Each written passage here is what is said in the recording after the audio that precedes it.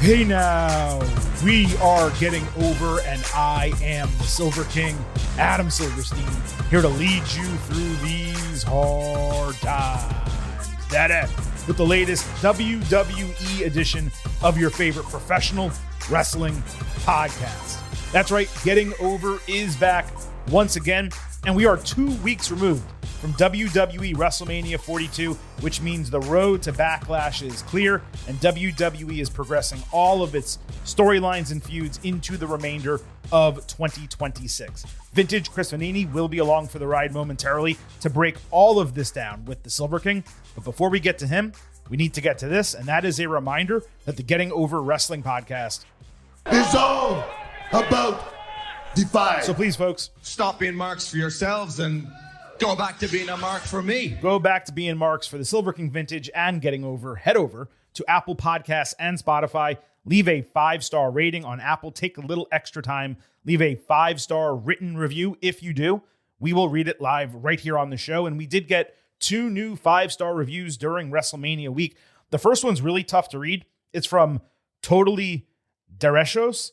The headline is Watching WrestleMania Live. The review is mostly about NordVPN and using our code as opposed to watching the show on ESPN. So I appreciate the 5 stars nonetheless, but you didn't necessarily review the podcast. Still, we appreciate it. The second 5-star review is from Brooks Cheese 55. He said, I was introduced to this podcast by my good friend Mike Myers, not that one, and he raved about your descriptions of the matches, and he is visually impaired, so he appreciates them. This is my first year listening to the podcast. I don't think I'll ever stop. Amazing content if you want a great breakdown of what is taking place and for insightful thoughts on what is to come in WWE. We certainly appreciate that. Brooks Cheese 55 and Totally Derechos. I don't know what that name is supposed to be, but for both of you, we appreciate the 5-star reviews and we acknowledge you. Acknowledge. Big acknowledgement right there. Acknowledge. I also want to remind everyone to follow us on social media at Getting Overcast on Twitter and Blue Sky. You get episode drops, news, analysis, highlights. You can send in questions and comments for the show. On YouTube, you can listen. You can also watch full-length video interviews across the board. Follow us at Getting Overcast. Now, before we fully get into today's show, I screwed something up last week in that I mentioned how I was going to read questions and comments from all of you as we took a second look back at WrestleMania 42. And then I just did not. What happened was that I completely skipped over the part of my rundown where all of this was outlined. Many of the comments basically aligned with exactly what Silver King the Vintage spoke about on the show. So going back over those doesn't make a lot of sense. We do greatly appreciate the interactions. However, there were 3 reviews from listeners who actually attended WrestleMania, and I found some of those takes to be pretty interesting in their alignment, especially given something that we're going to talk about momentarily. So let's hear those reviews from WrestleMania, and then we will get on with the rest of the show. FEH-Town at HTown9411 wrote in, he said, my girlfriend and I went to night 2. We usually just do night 2 since they have begun 2 nights. We have a blast on the floor. We really enjoyed the show. Extended breaks did allow us to get restroom beer breaks, but I could see people at home being annoyed. That said, I'm glad we will take a break for Mania next year, and we will see if they will continue our yearly trip in 2028. It's getting pricey. We make decent money. And he also said he doesn't want to go back to Vegas ever again. The whole city is just trying to squeeze money out of people these days. To that end, by the way, I saw folks talking about how expensive food and water were, not just at Allegiant Stadium, but everywhere, in venues, independent shows, etc. I hate to tell you all this, but WWE is going to be going to Vegas a lot going forward. Now, hopefully it's not an every third year WrestleMania venue, but I would be floored if there's not one PLE a year there and one stadium show there every 3 to 4 years, especially once the athletic stadium gets built so they can do a Royal Rumble or Survivor Series at a slightly smaller venue. It's the home of UFC and therefore TKO, and Nick Khan was gushing about Vegas in his limited interviews. Plus, they are willing to pay big site fees. But after a WrestleMania 43, hopefully the big show gets some slots back on the East Coast, but I would not be surprised if 44 is in Indianapolis because it's already kind of contracted. Sean M. on Slack attended both nights, floor risers on Saturday, stage seating Sunday, both with ticket deals that were cheaper than WrestleMania 40. He said it was his 4th Mania, all of them in the last 5 years. Daylight does make a difference. Entrances don't have the same level of show-stoppingness that one would want in a stadium, he said. The experience didn't feel long between matches. Some ads do run, but we also got a pre-match package for every match every night. He said with Liv and Stephanie, that's where you felt the time impact the match the most.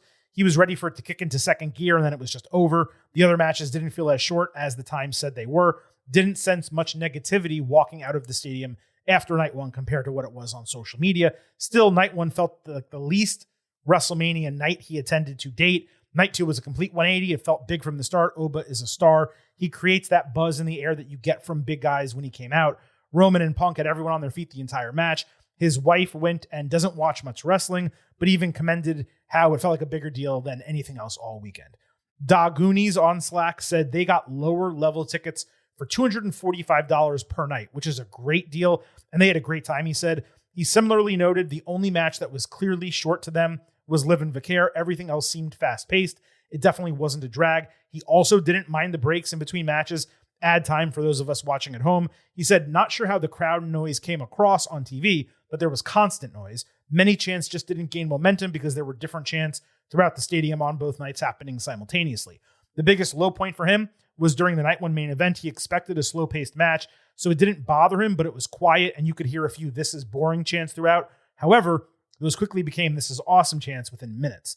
Energy for night two, he said, stayed high and was great all night. Everything felt big. Night one had its moments. He attended WrestleMania 39 in LA and can definitely say night two was on par with both of those nights.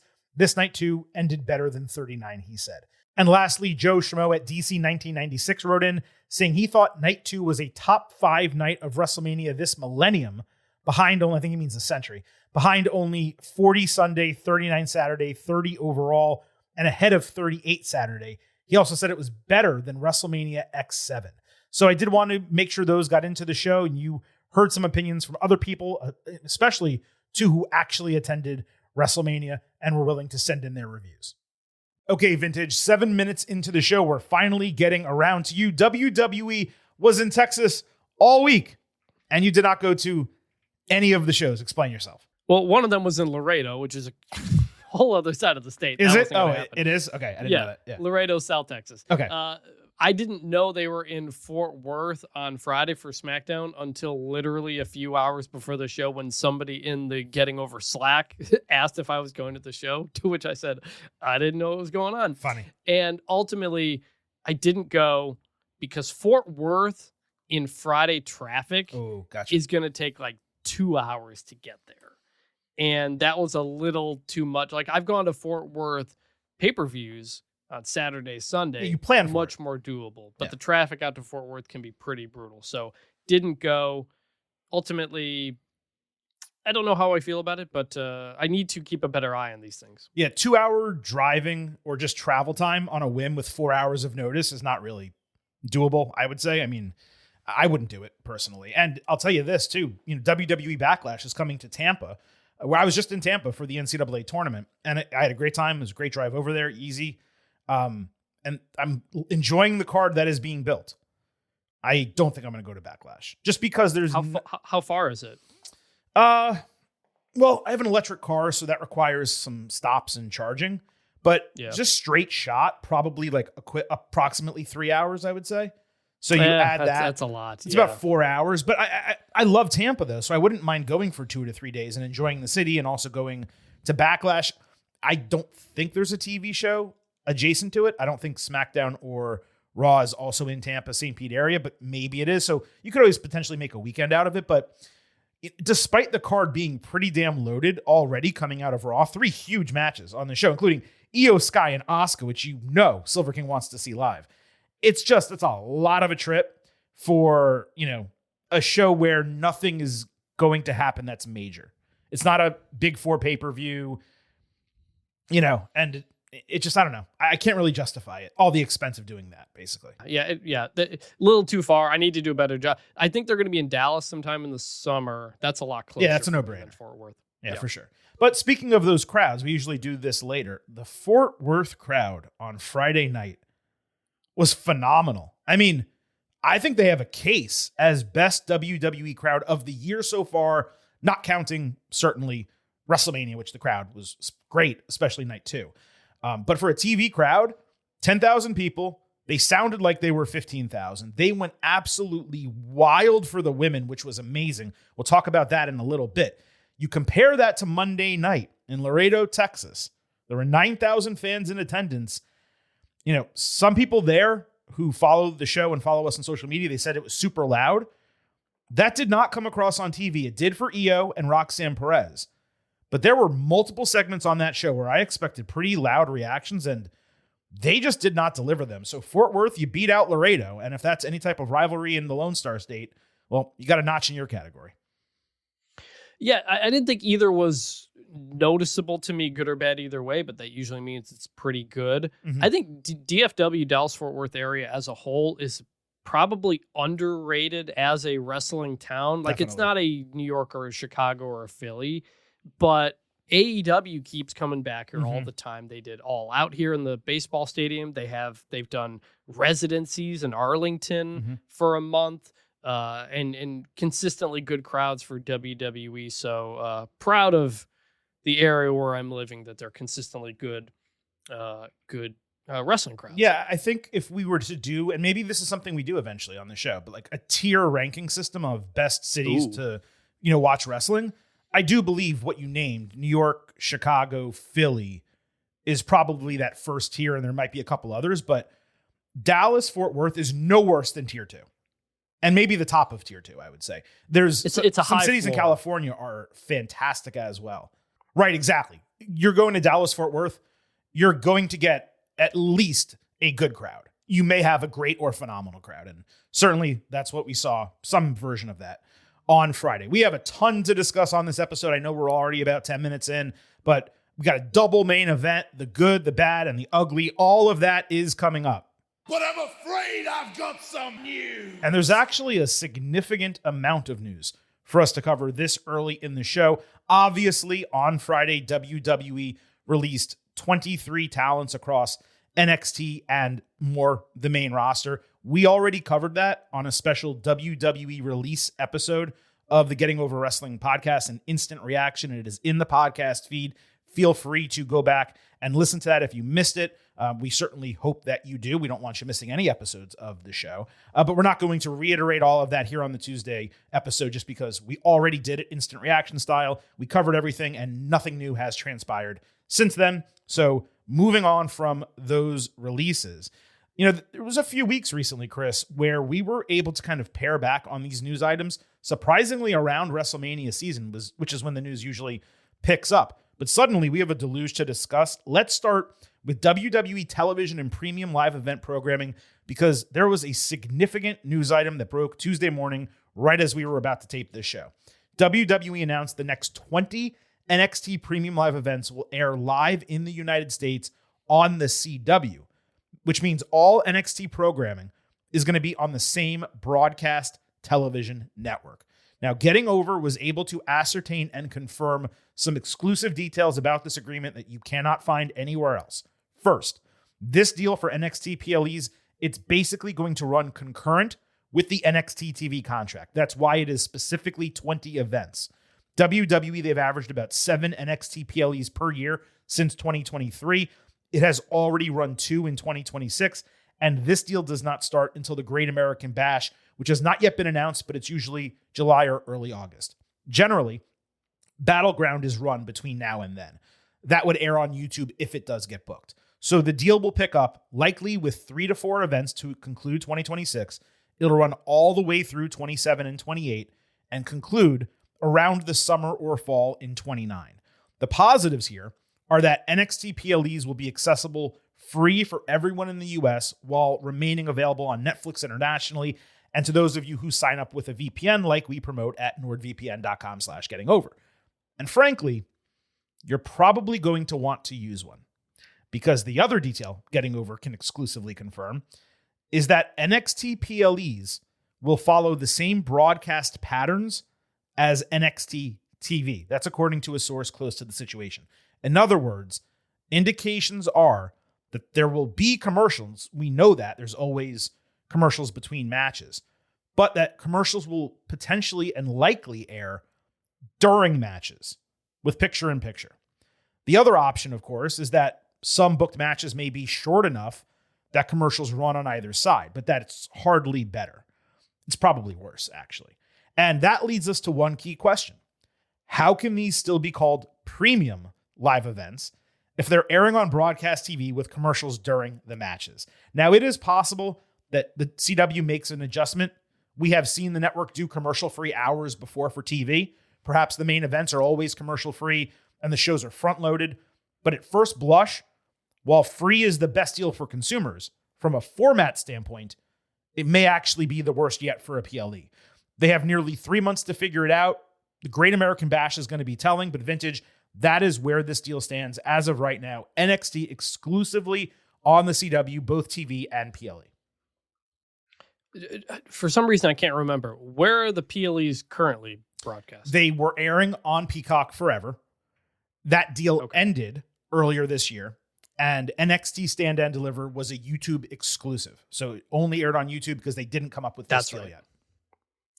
Okay, so overall, I think the idea that it's going to be aired like a TV show with commercials, more commercials during matches is bad. That is essentially just a special edition of a TV show. Don't like that. Do like getting off of Peacock and going onto something that probably for many people is easier to find. I guess it depends if you get the CW or not, but I do, and I find it fine. It's on television. Theoretically, that means bigger audiences for these shows than they're probably getting on Peacock, since most of WWE is not on Peacock anymore. And so a mixed bag there. If anything, I might say this is more premium live event than some of the other stuff that I still call pay-per-views. But basically a special version. It's NXT, so it's like, it's not the end of the world. But if something like this happens to WWE pay-per-views, then it's a problem. I mean, I look at it more like it's the old WCW TV specials, like Clash of Champions and stuff like that. Yeah. It comes across to me as TV specials rather than premium live events. If there's going to be commercials during the action, that's not premium, just by like definition of it. So we're going to have to see the way it goes. If the CW is willing to cut back on the ads and they just run it like a PLE, but it's on TV. So there's fewer ad breaks. Maybe they're slightly longer. Like they're, rather than 3 minutes, they're 5 minutes, which I don't think they would want to do, because that's when people tune out and change the channel, when ads go on and on and on. Like maybe they can figure out a way to make it work. But if they're doing, picture-in-picture ads for 3 minutes in the middle of a PLE match, and that whole match is running 12 minutes at most, I mean, I just don't know how that works. So that sucks. Yeah, that's kind of shitty. So, again, I can only tell you what I learned. I'm not trying to put a damper on the announcement or anything like that. We will know full well once Great American Bash airs. But as of right now, that's what I was told, that it's running concurrent with the NXT TV deal, and that the broadcast windows will basically be, the broadcast patterns will basically be the same as NXT television, which, again, if it's the same, then how is it premium? Staying on the topic about WWE TV, ratings are out for the first hours of WrestleMania 42 Saturday on ESPN2, Sunday on ESPN. The show averaged 1.72 million viewers, 1.62 Saturday and 1.82 on Sunday. WWE also averaged more than 700,000 viewers for the 1 hour pre-show that simulcast on each channel ahead of the actual show. These data points tell a few stories.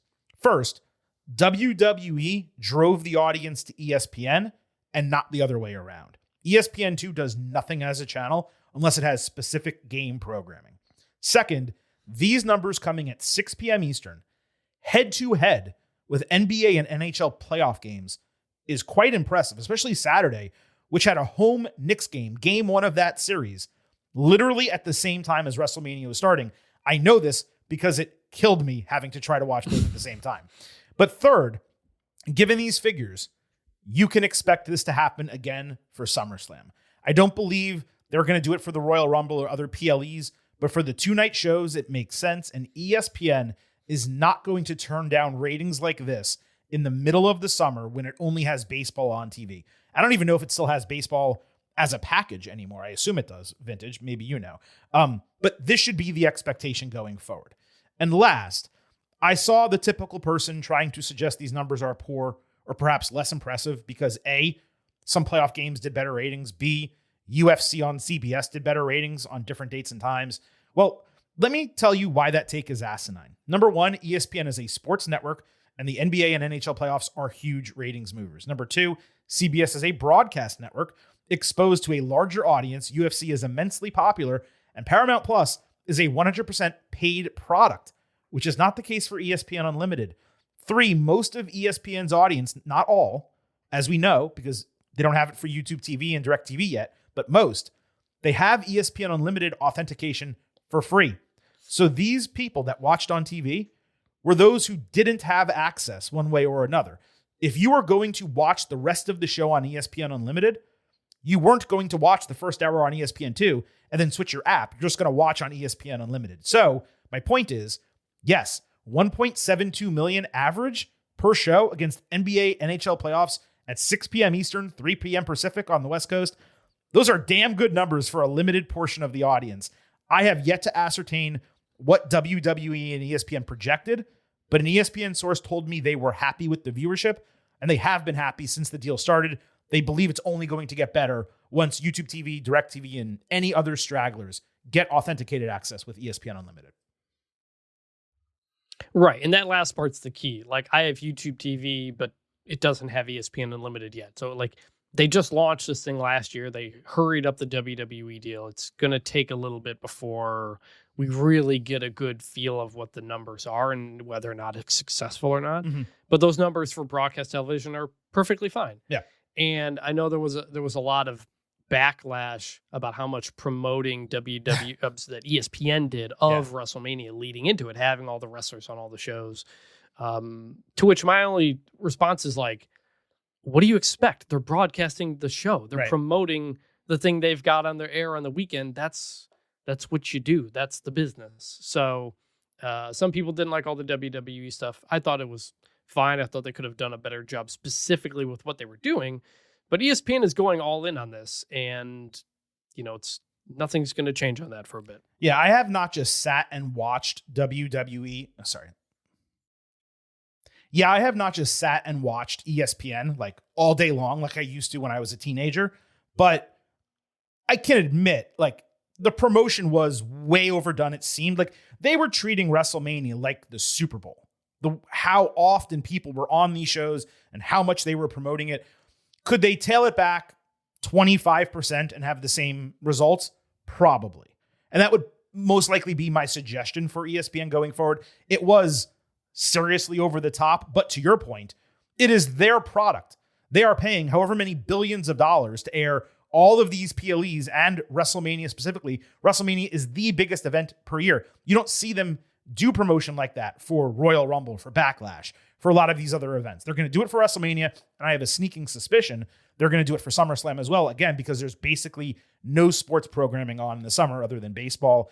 And, I mean, even NFL preseason hasn't even begun by the time SummerSlam happens. So, I don't blame ESPN for doing it. It makes all the sense in the world. Those numbers are real strong for cable TV in 2026, especially when that was not the only way that you could watch those shows. Millions more people most likely were watching on ESPN Unlimited because, again, they had authenticated access. I had one TV on ESPN Unlimited, another on Netflix with the VPN just to see, the comparison between the two. Obviously, I had to switch one off once the Knicks game started, but I was able to do that on Sunday, and, it's very similar, but of course, different things that we saw during the break between Netflix and ESPN. A couple more items here. We'll get into the rest of the show. Contrary to one report from you-know-who, and we've written about this before on buymeacoffee.com/gettingover, there was never a legitimate plan for Pat McAfee and Jelly Roll to be involved in a tag team match at Backlash. It's possible something like that was bandied about and considered. It was never booked, never firm. WWE changed around the TV intro, adding Obafemi and Trick Williams to the now category and Brock Lesnar to the forever category, as Paul Heyman mentioned they should last week. It's also really cool to see Bray Wyatt as part of the forever category. I always forget that he's there, but then he pops up at the end. It's like, oh, that's cool that they honor him in that way. Jackie Redmond was not at Raw on Monday night. Vic Joseph filled in as a replacement reporter. My guess is this had to do with Jackie being on assignment for the NHL playoffs and not flying to a different city between two games on, I think, Sunday and Tuesday. However, she did send a #WeWantKyrie tweet over the weekend and then was told to delete that by WWE. So it's not impossible that she was kept off TV for 1 week. I'm pretty sure that happened last year too with the NHL playoffs. I believe she did miss multiple weeks of Raw. I'm just saying the timing is interesting in this case. That's all. Paul Levesque appears to have reached an agreement on a multi-year contract extension to remain WWE's chief content officer. Apparently, Nick Khan indicated as much during a company-wide, rah-rah conference call coming out of WrestleMania. This is entirely unsurprising to, I guess, anyone living in reality. Levesque has largely done a great job, though he does clearly have his flaws. But as I've said before, I believe critics of his creative are not taking into account how many obstacles have been put in his way over the last 2 years. In 2025, it was that endless run of special events and European dates that made booking month to month seemingly impossible, not to mention the John Cena retirement tour. Then going into WrestleMania, an insane string of injuries that flipped around major booking plans. That was before the McAfee shit got thrust upon him on the show. Like I said, the dude has his faults. Look at SmackDown most weeks and the tag team division across both shows. But the product is far, far better than it had been in a long, long time. And most of that is because of Levesque running creative. Yes, and we've talked about that several times in the show. Triple H is doing a very good job. Much better than it used to be. Not as good as it was a couple of years ago. There are extenuating factors. Mm-hmm. I saw when this first got reported, some people said he was given a vote of confidence by Nick Khan, and then some people took that to mean, vote of confidence is a bad thing. It's like, no. In college football. It appears this was an announcement that he's extension or whatever. Like, Nick Khan and Triple H are incredibly, incredibly close. Yes. Like, they are tied at the hip in a lot of ways. Triple H really talked about him during the Hall of Fame speech last year. So, yes, Triple H remains in charge, should remain in charge. I don't even know what else you would do. It's good. Look, let me tell people something. When Vince McMahon first got ousted from the company, before they did the whole sale thing, okay, that was Nick Khan, Paul Levesque, and Stephanie McMahon coming together to get him out because they knew everything that was coming, and they bandied together and they aligned with each other. Now, does that mean 5 years later, 10 years later, that Nick Khan one day might not say, well, you know what, screw Triple H, he's not doing a good job in creative, and there's someone else I like, and I'm going to turn on him? And what? It's possible. We've all seen Succession. We all know how business works. Everyone looks out for number one. But to what Vintage just said, these guys right now are tied at the hip together. They work well together, it seems. They put each other over constantly. There doesn't seem to be any crack in their relationship or the armor. And the only negativity about WWE creative, obviously it comes from the outside, not from the inside. It's a relatively limited group of people saying as much. And it's even a smaller group that want Triple H out of the role. Most people are critical and say, hey, you can do all these things better, and we're disappointed because it's not as great as it was a couple of years ago. Then there's 1% of 1% saying he should lose his job. There's no chance that this guy is leaving as WWE CCO anytime soon. This is the role that he was somewhat born and bred to take, and he's doing a great job with it. Is it as great as we hoped and as great as it was? No. Let's see what happens through the end of 2026. Something else from that conference call slipped out, but this item is so much more difficult to parse. Apparently, Khan told employees to ignore the dissatisfaction around WrestleMania Night 1, stating it was a vocal minority that were complaining. And to prove this, he apparently referenced a bunch of random tweets from 2015, 11 years ago, to show how fans can overreact to stuff and ultimately be wrong in the end. Again, this is incredibly difficult to parse because we don't know exactly what he said about WrestleMania Night 1. But here's what I will say. If Khan legitimately believes that fans' complaints about Saturday's show, the deluge of commercials across both nights, were a vocal minority, he's lying to himself and everyone else. It's not the commercials themselves that were solely the issue, but obviously the short match run times as a consequence of the commercials. This is a legitimate problem for a premium live event, especially WrestleMania. And if Khan is going to brush away legitimate criticism and stick his head in the sand, saying everything is perfectly fine, that's going to come back to bite WWE in the ass. If you want to ignore online fan sentiment about Jey Uso's push or Cody Rhodes being a white meat babyface, okay, go for it, because the fans in your stands are reacting to both of those guys. It is the opposite of what you're seeing online. But when fans can't afford your tickets, and then when they do, they only get 7-minute matches during premium events, WrestleMania specifically, That is how you lose people.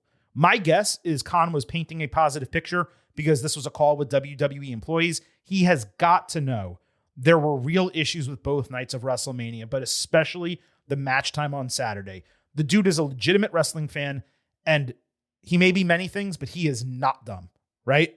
Right. And this was a town hall with tons of employees, and he knows it's going to get leaked out. Right. I don't think they're having the serious conversations about what to change in that situation. Anybody who's been part of a company town hall, those decisions are made behind closed doors at some other time. This was more of just this, from what I could tell, this was just a hey guys, we had a great show. Don't worry about the haters. We're all exactly happy, yada yada. Now, I'm surprised he even acknowledged it, to even say they're wrong or it's a vocal minority, yada. That part was weird. But then again, they made it part of the storyline for Cody Randy. So I don't know. Again, the decisions on that are weird, and their decisions to talk about it in either publicly or knowing it's going to get public is strange. But I didn't take anything he said there with a grain of salt other than just employee morale. Yeah, I mean, I really need to hear the audio and the context. That's why I'm not going crazy about it. But you can't put your head in the sand and think that people didn't have issues, legitimate issues that need to be corrected with the way night one of WrestleMania went down. Right. But I also don't think he's just going to say that to everybody. You never would, because then you're admitting fault in front of thousands of people that are listening, and then that's going to get leaked also. So you can't do that either. Great point. Last note before we get into the show, I forgot to post the poll in our Slack for the Hey Now Championship over the last week. So we're just going to push that off until Thursday's show. We're going to allow everyone to vote on the head-to-head between Stephanie Vicaire and Liv Morgan, and then anyone else who is a following, championship contender, we will discuss on that show as well. So follow our Slack. Make sure you join. You can find it in our social media profiles at Getting Overcast. And the other thing you can do for here at the Getting Over Wrestling podcast is remember, I happen to love the number 5. And I hope all of you do as well. $5 a month, $50 for the entire year. You can become an official Getting Overhead. Just visit buymeacoffee.com/gettingover. Sign up. You'll get bonus audio, the fastest 5 minutes in professional wrestling, instant reactions to every major show, and exclusive news analysis posts every week. Please support us. This is a free show. It's an ad-free show as well. We have one sponsor once a week. We do all of this for you. Instant analysis, instant reactions. buymeacoffee.com/gettingover. There's been a lot of activity around that page of late. It's been really tough to tell who has renewed subscriptions, changed subscriptions. So I'm just going to shout out Roland and Tom A for seemingly signing up for 1 month each. Sammy R for, I believe, renewing for a year. Jay Piper for, I believe, becoming a new subscriber for a year. Alan A for becoming a monthly subscriber. And Jason J, I believe, renewing for a year. Also, Just Adonis twice bought us meats recently. Those are $5 bonus contributions, simply saying that he appreciates the work we are doing and that the content is excellent. And no one left any other messages, so I have nothing else to shout out. But Roland, Tom, Sammy, Jay, Alan, Jason, and Just Adonis, we acknowledge you. Acknowledge. Big acknowledgement right there. Acknowledge. All right, we're 30 minutes into the show. Are all of you ready to hear about everything that happened across Monday Night Raw and Friday Night SmackDown? I bet you are. Let's kick it off, as we always do, by sliding into the main event. This is the main event. Jacob Fatu opened SmackDown saying that Roman Reigns was right last Monday night. He's not ready. That's what he's been hearing his entire life. Then he dared Reigns to prove it when the Usos surprisingly interrupted, getting a massive pop. Jimmy told Jacob he can get everything he wants. He can eat, earn, and level up. All he needs to do is join the family and go after Cody Rhodes, who not only has an equal championship, but exited WrestleMania injured. Thank you. Thank you, Jimmy. That's exactly what I said last week. Fans chanted Fatu, but Jimmy said the fans aren't going to get him where he needs to go. Jay countered by saying it's too late for any of this. He stepped up and opened his mouth. The only way to get respect from Roman is to go to war against him. Solo Sikoa interrupted with MFT, sans Talatanga, reminding Jacob that he brought him to WWE when the Bloodline didn't want him. Sikoa said he can get Fatu where he wants to be by rejoining their army. Tama stole the mic away, though, saying this is all a waste of time. Jacob's lost cause because he can't even beat Solo. So Fatu super kicked Tonga. said he wasn't looking for advice from anyone, and then he challenged Sikoa. The Usos were cheesing big time in the background, seeing Jacob get cheered so loudly by the fans. That was pretty cool to see. Every part of this segment was decently unexpected, from Fatu being back on SmackDown to the Usos showing up at all, to MFT, this deal with them getting run back for some reason. I presumed the idea was to have Jacob go over Solo as his exit from Friday nights, but I also wondered, why are the Usos out there as a unit giving Fatu disparate advice? Like, don't get me wrong, it's great for their characters, Jay and Jimmy, to be on different sides, but logically, why are you going out there if you don't agree? That said, going back to what we discussed last week with Jimmy jumping at reforming the bloodline and Jay just kind of going along with it, that differential in perspective gave me hope that Jay will wind up going after Roman, trying for the World Heavyweight Championship. It was his title. Maybe he's a go-between opponent. But I found this to be immensely successful as an opening to SmackDown. I will admit, though, seeing Jacob and Solo and the MFTs again, it was like, do we really need to do this again? Yeah, I thought it was good overall. I have some other thoughts on the Usos and stuff I'll hold on to. But it was good to bring Solo back into this because Solo's part of the family. He's connected to them in many different ways. I didn't love seeing the MFTs and kind of all that stuff again, but I like seeing Solo. I think he's talented, and I think he did a good job here at least. So it kind of melded multiple storylines together. The Tama Tonga Solo bit that's still going on with the Usos and Jacob Fatu. So it was a deep segment, and I appreciated that. Let me ask you a general question, because we're about to talk about this for another, however long, 30, 40 minutes. Are you surprised and or tired of them going back to the bloodline well? Well, I am surprised the Usos just fell in line. And again, I'm going to kind of save this because Let me clarify my question. I mean, all of it. I mean, Jacob and the Usos and Roman and Solo Sikoa and MFT all together this week is what I'm asking. Well, it depends where we are a month from now. Okay. If this was just a one-off thing to give Jacob a win to go off to the Roman thing, then that's what that is. I am surprised the Usos have just fallen in line with Roman again and are not like, we got to go get our tag team titles back from the Vision. We beat them at WrestleMania. Yeah, they stole the titles from them, basically. Yeah. Yeah. So like, but again, that may be a short-term thing because of the disagreement, like you said, and some other thoughts I have based on what Roman said. So as they've come back together here, I am not one of those people who's like, oh, hell yeah, the bloodline's back together. We love it. We're running it back. I am not in that boat, but I don't hate it either. I'm still like, is this Jacob thing just going to be a one-off? Like, if you're doing Jacob, Jacob makes sense as a first challenger for Roman. Yeah. So like, if you're going to do that, you're going to lean into the family stuff. But is that just kind of a 1 month, 1.5 month thing, or is this going to be a longer story? That I wouldn't want, but to this point, it's made sense. That's precisely how I feel. If this is an in-between feud, they're going back to the well because they know it's going to capture people's attention, and sometimes there's a lull immediately after WrestleMania, but you have the family dynamics. Everyone works well together because they get along and know each other. If you're doing it for a month, month and a half, even 2 months, I can stomach it. If this is going to be the storytelling for the next 3 to 6 months, like, that is where they will turn me against it, because I am simultaneously entertained by the bloodline. I know why it's important. I never expected that they would move away from it entirely forever. But at the same time, it does feel a little old hat, kind of going back to the well, doing something that had been done already. Seeing Jacob and Solo head to head with each other, it's like, man, we did this for like a year almost, right? And that was on the back of Bloodline 1.0, the version that we loved. That was already a facsimile of it. Now we're at version 3.0, and it's like, what are we doing here? So yeah, I could see the idea of like, look, Roman's going to win the championship at Mania, first time in 2 years. We've kind of done it, but let's bring the bloodline back together. So those people who maybe fell off over the last year or two, maybe they're back in because they like Roman, they like the bloodline or whatever. Right.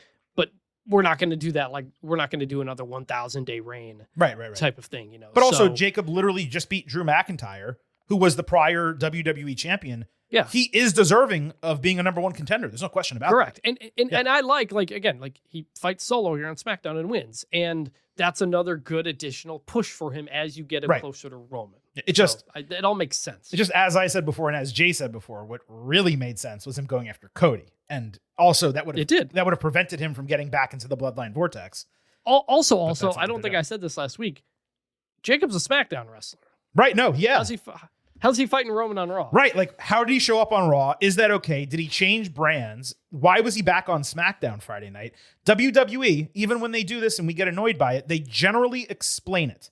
They did not explain Jacob on Raw last week or this week. Him being on SmackDown makes sense because that's his show. So again, that could be an indication. Also, the Usos. Go ahead. And the Usos are Raw wrestlers. And they went to SmackDown. Yes. Now that is a little bit more understandable because they said, hey, we're here because of Roman Reigns and we're scouting and blah, blah, blah. Like, because they wanted to talk to him. So they found a way to go. I mean, WWE is still their employer, so they can get into the building. That's what I'm saying. Like, are they allowed in the building? If you're right. Like, so that part doesn't bother me. That part doesn't bother me because there was a storyline reason. They were there specifically to talk to him, and that was his show on Friday night. But to your point, why was Jacob suddenly on Raw, and how is he a challenger for that title when he's a SmackDown superstar? That is one of the reasons why it really does make me believe that this is like a 6-week, 1 month type of deal, because he wouldn't have shown up back on SmackDown if he wasn't a SmackDown superstar anymore. So it seems like he's on Raw doing this with Reigns, and he's just going to go back to SmackDown. Fingers crossed. That's what I hope. But there's still more from SmackDown to discuss. Fatu fought Sikoa. Jimmy warned Jacob before the match that MFT will get involved one way or another, promising to have his back. When he declined, Jay told his brother that he knew Fatu wouldn't listen. The Usos came out anyway with 10 minutes left in the show, as MFT did mess with Fatu during the match. JC Mateo shoved Fatu off the ropes, but the Usos didn't react. Jacob overcame MFT, but ate a spinning solo coming back, plus an Uso splash for a false finish. Fatu answered with a pop-up Samoan drop and a mighty moonsault for the expected win. MFT attacked afterward, but the Usos finally decided to save when a chair was introduced. Jacob wound up not needing their help, though. He fought through the numbers game, wore out MFT with the chair, wrapped chairs around the necks of Tama and Mateo for hip attacks that came nowhere close to hitting them. Loa was placed on the announce table. He fell off because he botches everything. The guy can't even lay on a table. Fatu then did the DX chop randomly and splashed him off the barricade before staring down the Usos to end the show. This match did not move me at all, but the booking made a lot of sense. Jacob basically proved his worth as a legitimate challenger by fending for himself and overcoming adversity in the ring, and he looked dominant by running through the entire faction by himself without a shred of help from the Usos. I found myself wondering whether this happened on SmackDown because they are basically the lone faction with that many male members on either brand. So Jacob could only fight them because he needed a group to go through based on the booking, because they're all Islanders and they have a natural storyline together, or because WWE might run some more releases and we just saw Jacob tear through an entire faction as an individual. So those are my 3 thoughts coming out of this segment. Yeah, match was fine. I think ultimately, again, it accomplished what it wanted to, which was make Jacob Fatu look like a badass, and he did. The match happens. He fends everybody off. The hip attacks weren't close to hitting, but that's good. He was being safe.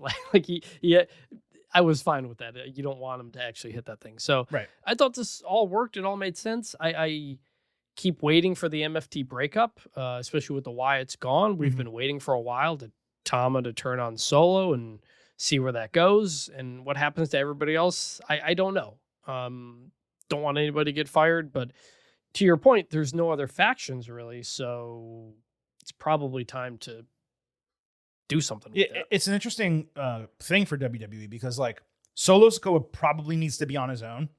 He is not being booked well let me put it this way. He's being featured as the leader of a faction, which is great. He's not necessarily being booked great because he really should be winning, and he probably should be a little bit more of a comedy character, maybe even a babyface. That's like his best type of role, and we're not being allowed to see that because he's a faction leader.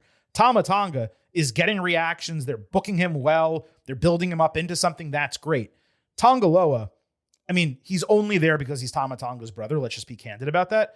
He barely even wrestles, doesn't do anything. JC Mateo, they could not have been booking this guy worse, coming into WWE from New Japan. And Tama Tonga, they seem to like his size, but that's pretty much the only way they use him. So you have at least 2, if not 3 guys out of this 5-person faction where you're just like, out of all the people they released, they're still around. And we're not suggesting people get fired. We don't want anyone losing their jobs. But when I saw this on SmackDown, the same day they released people, I was like, oh, are they gone? Like, is that it? Or if not, and they come back, how can they as a faction act like we're great when one guy just ran through all of us? And Jacob Fatu, he may be awesome. He's not Stone Cold Steve Austin. He's not The Rock. He's not Hulk Hogan. You know what I mean? So I just thought it was a little weird. Now, before Raw even began, over the weekend, Triple H announced on Twitter that Roman Reigns would be at Backlash. So he basically ruined the suspense for this segment on Monday night. I mean, we all knew that Roman would take the challenge because WWE does not tease PLE main events and not deliver them. But Chris, I saw this as another unforced error when it came to logic and kayfabe. I know they want to sell tickets and they want to announce Roman, but if you're doing a whole segment on Monday night where he's going to accept or decline a challenge, you can't 48 hours earlier say the guy's going to be on the show no matter what. 100%. To me, that just read as buy tickets. He's going to be there. Right. Because remember, there was only like 3 weeks between Mania and Backlash. They spent the first week saying, Jacob, take a week to think about it. And so it's like, people got to make their decisions now. Roman's going to be there, buy tickets. Did it make sense logically in kayfabe? No, of course not. He probably should have taken the match last week, and then the last the last 7 days should have been coming up with a stipulation, or hey, if you lose, you have to do something, or whatever the case might be. That way, they could announce the match and sell tickets, or they could have announced it Friday on SmackDown, and then they could have promoted it all the way through the weekend. So I don't know. It just felt weird that they did it that way. Anyway, let's get to what happened on Raw. Reigns and the Usos sat next to each other in a dark room to open the show. Roman saying he needs their advice on what to do with Jacob because he doesn't understand why he's coming after him now as opposed to the 2-year gap where Reigns was not trying for the championship. Jimmy said he understands Jacob's perspective, but it shouldn't come at the cost of Roman. Jay said Fatu is too unhinged and unpredictable, that Reigns should not take that risk without there being legitimate consequences. Reigns agreed that they aren't there to do charity, and then they all dapped up with Roman, calling them the first family. So much for Jay seeming like he had reservations about this. He was all in during this segment, but it was well done and well shot. Set the stage nicely for the major segment later in the show. My only real issue, though, was the setting. Why were they sitting like that, looking at the camera like that? Like, what was so great about the old Bloodline locker room is how they sat around naturally on couches and chairs, looking directly at one another, like real people would if they were meeting and commiserating about, deeds that they were going to do. Why are they all on the same side of a glass table, super close to one another, talking at one another, but being fully positioned into the camera instead of focused at each other? That was so unnatural when there were far better options from a setting standpoint. As far as the content, that was nails. It was Reigns not directing and dictating, but rather consulting, respecting, and actually heeding the advice of his cousins, Jay in particular. It's one thing to say last week that he would do it, quite another to actually show it. And that does add a fresh element to this version of the Bloodline.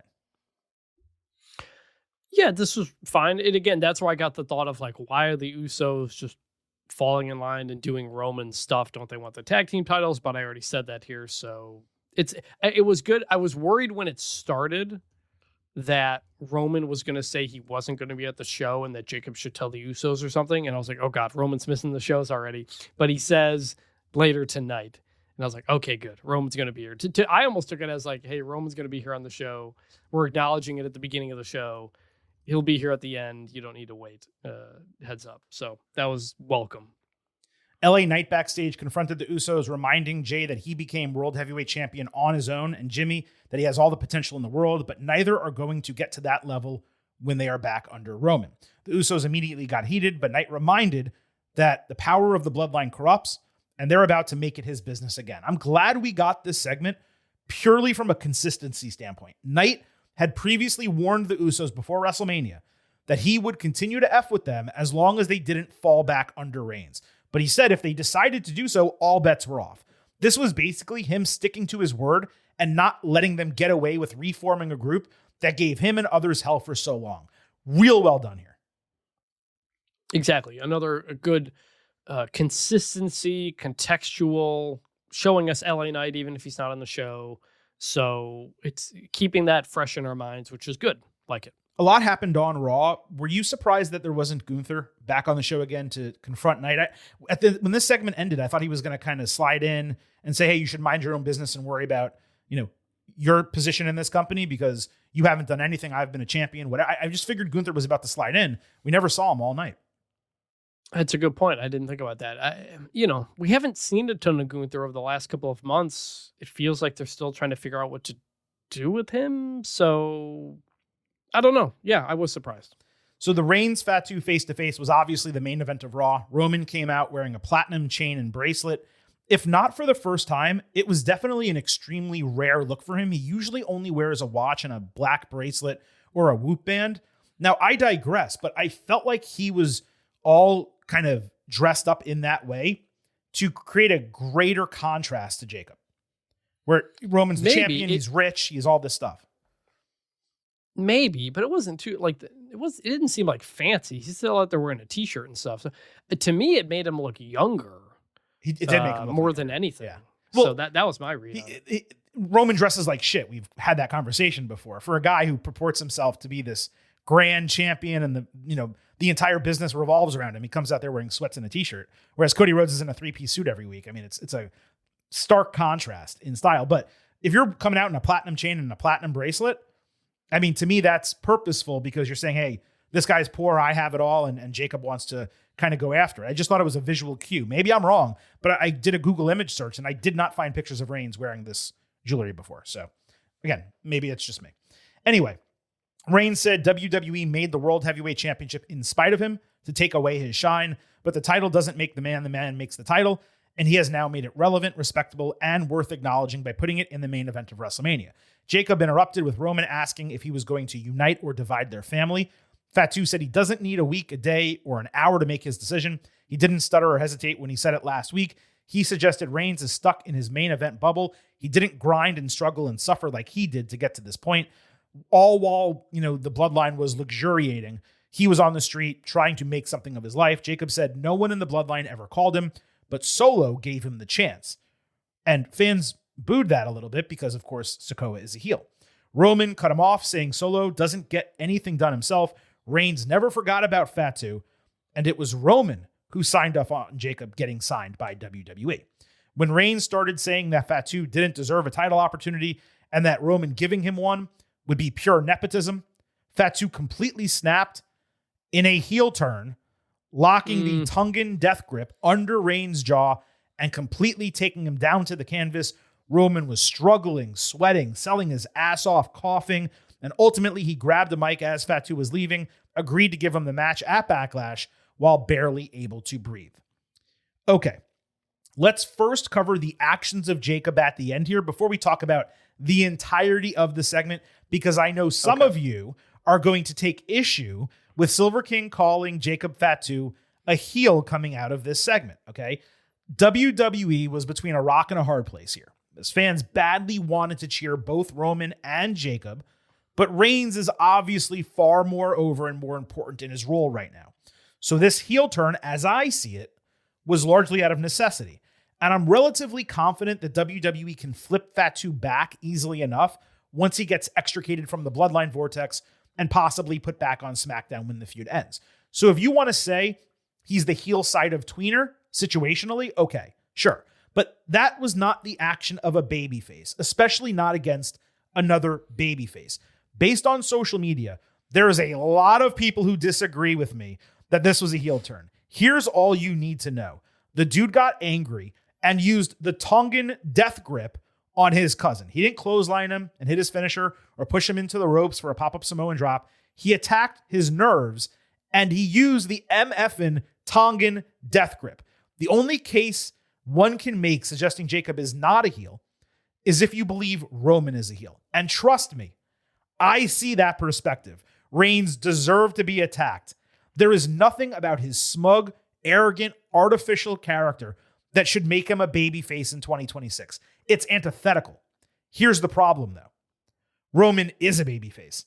He's playing to the crowd. He's getting cheered wildly, and WWE knows that. So when WWE has a character use the Tongan death grip against someone they know is firmly considered by fans to be a babyface, what is that? It's a heel turn. You may not agree with WWE's decision. You may not see Fatu as a heel because he was completely justified in his actions based on how Reigns was acting and speaking to him.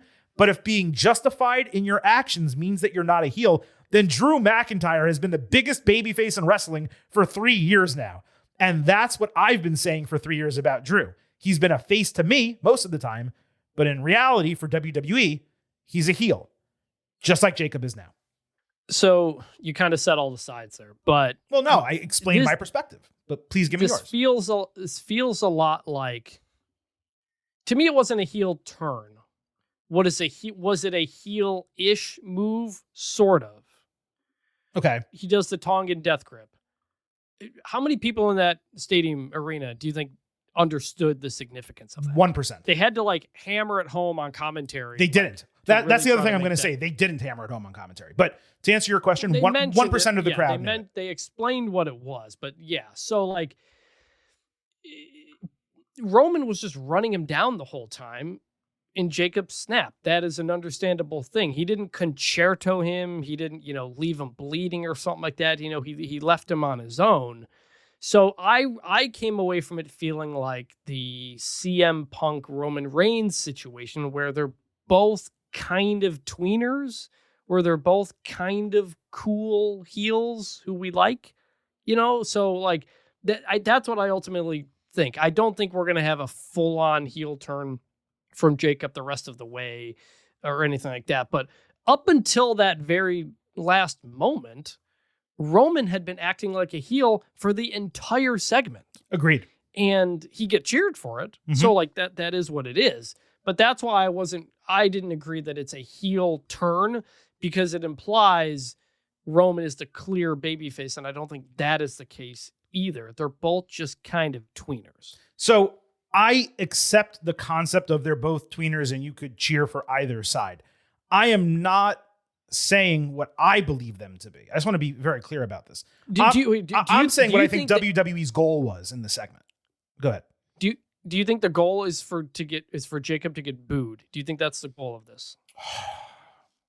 To me, that would be define if it's a heel turn. No, I don't. I think the goal is for Roman to not get booed. I don't think either of them were or would ever get booed. Is the thing. At the end of this segment, which is why I don't look at it as a heel. At the end of this segment, you know what? I don't have this queued up, but I'm going to play this. I'm going to skip ahead. Give me 1 second. You don't deserve it. You haven't earned it. Me allowing you to compete against me, that's nepotism. I can't do that.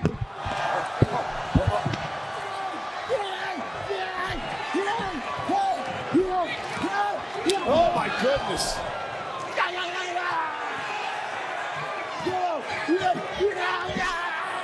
Tongan death grip, and Jacob Fatu is taking out the OTC. I mean, they're not cheering. No, but I think they don't know what to make of the move. Maybe they don't know, but I'm gonna take everything from you.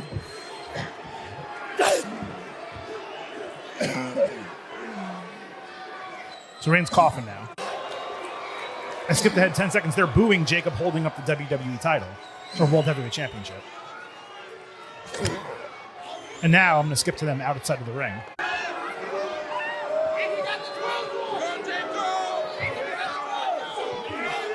Jacob. I mean, the camera's on Jacob and they're booing. Like, that's what I take from it. Now, you're right. Maybe it's confusion. So maybe. Maybe it's confusion. But maybe. But to your point, everything Reigns said at the beginning of that clip was pure heel. Like, right. You don't deserve it. It would be nepotism if I give it to you. Like, that is heel shit. But if you're having this guy who's a good dude, we believe, who's fighting for his family, and that's the story they were telling and all that, snap and use the Tongan death grip on his cousin and take him down with violence and vitriol the way he did. I mean, to me, that's a heel turn. But you know what? Maybe it's just this murky middle area and neither of us is correct. It's very possible. Yeah, I don't like it's hearing that booing again at the end is a good point in your favor. I guess we'll see if it continues. Like when he comes out, whether it's SmackDown or Raw, is he getting booed? Is he cutting a promo leaning into the boos? Right. And if he is, then yeah, it was a heel turn. You're right. We're going to know on Friday if he shows up on SmackDown or next Monday when he shows up on Raw, based on the reaction he gets and based on the promo he cuts. Let me just clarify one more thing. When Becky Lynch turned on Charlotte Flair ahead of her run as the man, okay, fans cheered that. But it was a heel turn. WWE wanted her to be heel. That was the goal. But she was a face. So that's kind of what I'm explaining to you. I'm not saying he will be heel. He will be treated like a heel or all that. But on Monday night, my belief is they ran that as a scripted heel turn. And the boos that came afterward, for me, solidified that. Whether that's actually the case, to your point, we're not going to know until they continue the storyline. Yeah, so that makes sense on there.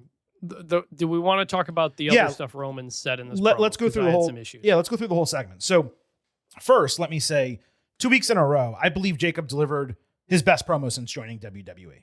You believe not only his struggle, but how urgent it is for him to win this title in this moment because he feels like he's at the top of his game. I maintain what I said last week and again earlier about Cody being a far more logical opponent, just given his injured state and stuff. However, if next week Fatu comes out and explains a bit more why he's targeting Reigns specifically, that could get us where we need to be.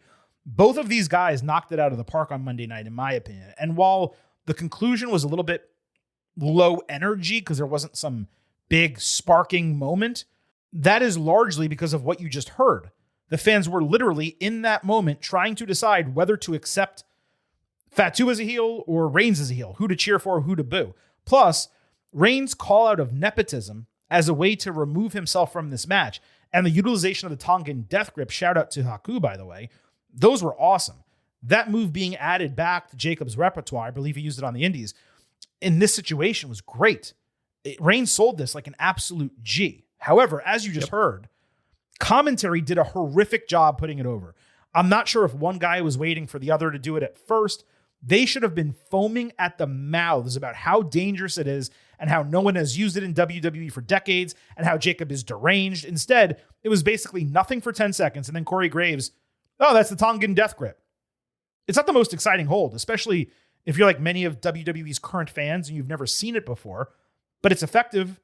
And if commentary puts it over, it can be real effective. Jim Ross would have fallen out of his chair in anger that this guy was using this move. Now, hopefully WWE does better next week. Even I at first was like, wait, why is he doing a mandible? Oh, wait, Tongan death grip. That's sick.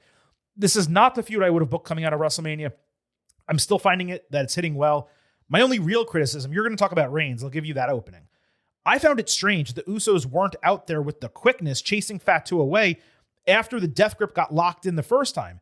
They should have sprinted to the ring knowing the danger of the move, seeing Reigns in trouble. Jacob should have been running through the crowd, not able to walk back up the ramp because the Usos were there. So I thought that was really odd. Well, going through the crowd's kind of a face thing. So I don't know. If you want him to be a heel, maybe you don't. You're saying he's a face, so you should agree with that. Right. That's what I'm saying. Maybe it adds to it. Maybe they'll address that next week or not. Like, again, if you bring the Usos into this and you're going to open your show by calling them the first family and all their hands and fists are together, then you have to answer that question of why they're not out there. There wasn't something earlier in the show of Roman saying, just let me do this myself. Exactly. Which would have been fine, but they didn't say that. So the Roman part of this, he absolutely put Jacob over totally with the end there. And also he came out to the old music, so that's good. We weren't sure last week after they played both, but he's back to the head of the table music. We love it. But so much of what Roman said here was, I didn't like it. And I didn't like that he said it in a way that kind of takes me out of kayfabe. To mention that they created this title in spite of me, which was true because he had unified the titles and they needed something to go on. I think it was Raw at the time. Might have been SmackDown. To say that nobody who has held, that's immediately devaluing the championship from the moment like we see it. Let me briefly ask you, do you really feel like it devalued the championship, or was he talking shit about the champions, Seth Rollins and CM Punk? That's what he says next. Okay. Then he says, basically, whatever. Nobody's held this was worth the damn. The title doesn't make the guy makes the title, and lifting it up, all that. And I've come around on that title and appreciating it, but like it's been around for years now, and to just like re-acknowledge that felt weird. And it didn't. I would have preferred something like him explaining that this title does mean something to him. He's the one who told Seth Rollins that it was a joke title, basically what it was like 2 years ago. And instead of him coming around and be like, no, this is the greatest title, blah, blah, blah. Like, he just reminded us that it was a fake title to start off, kind of. And I didn't understand the purpose of that at all. Now, his comments about none of the champions before basically being worthy or doing nothing for the title, one of those champions was Jey Uso. So maybe that's why Jey Uso's not out there, because then we're making that connection. Or does Jey Uso get upset about that comment? Is that another kind of thing on the uncertainty of Jey Uso as it goes to Roman?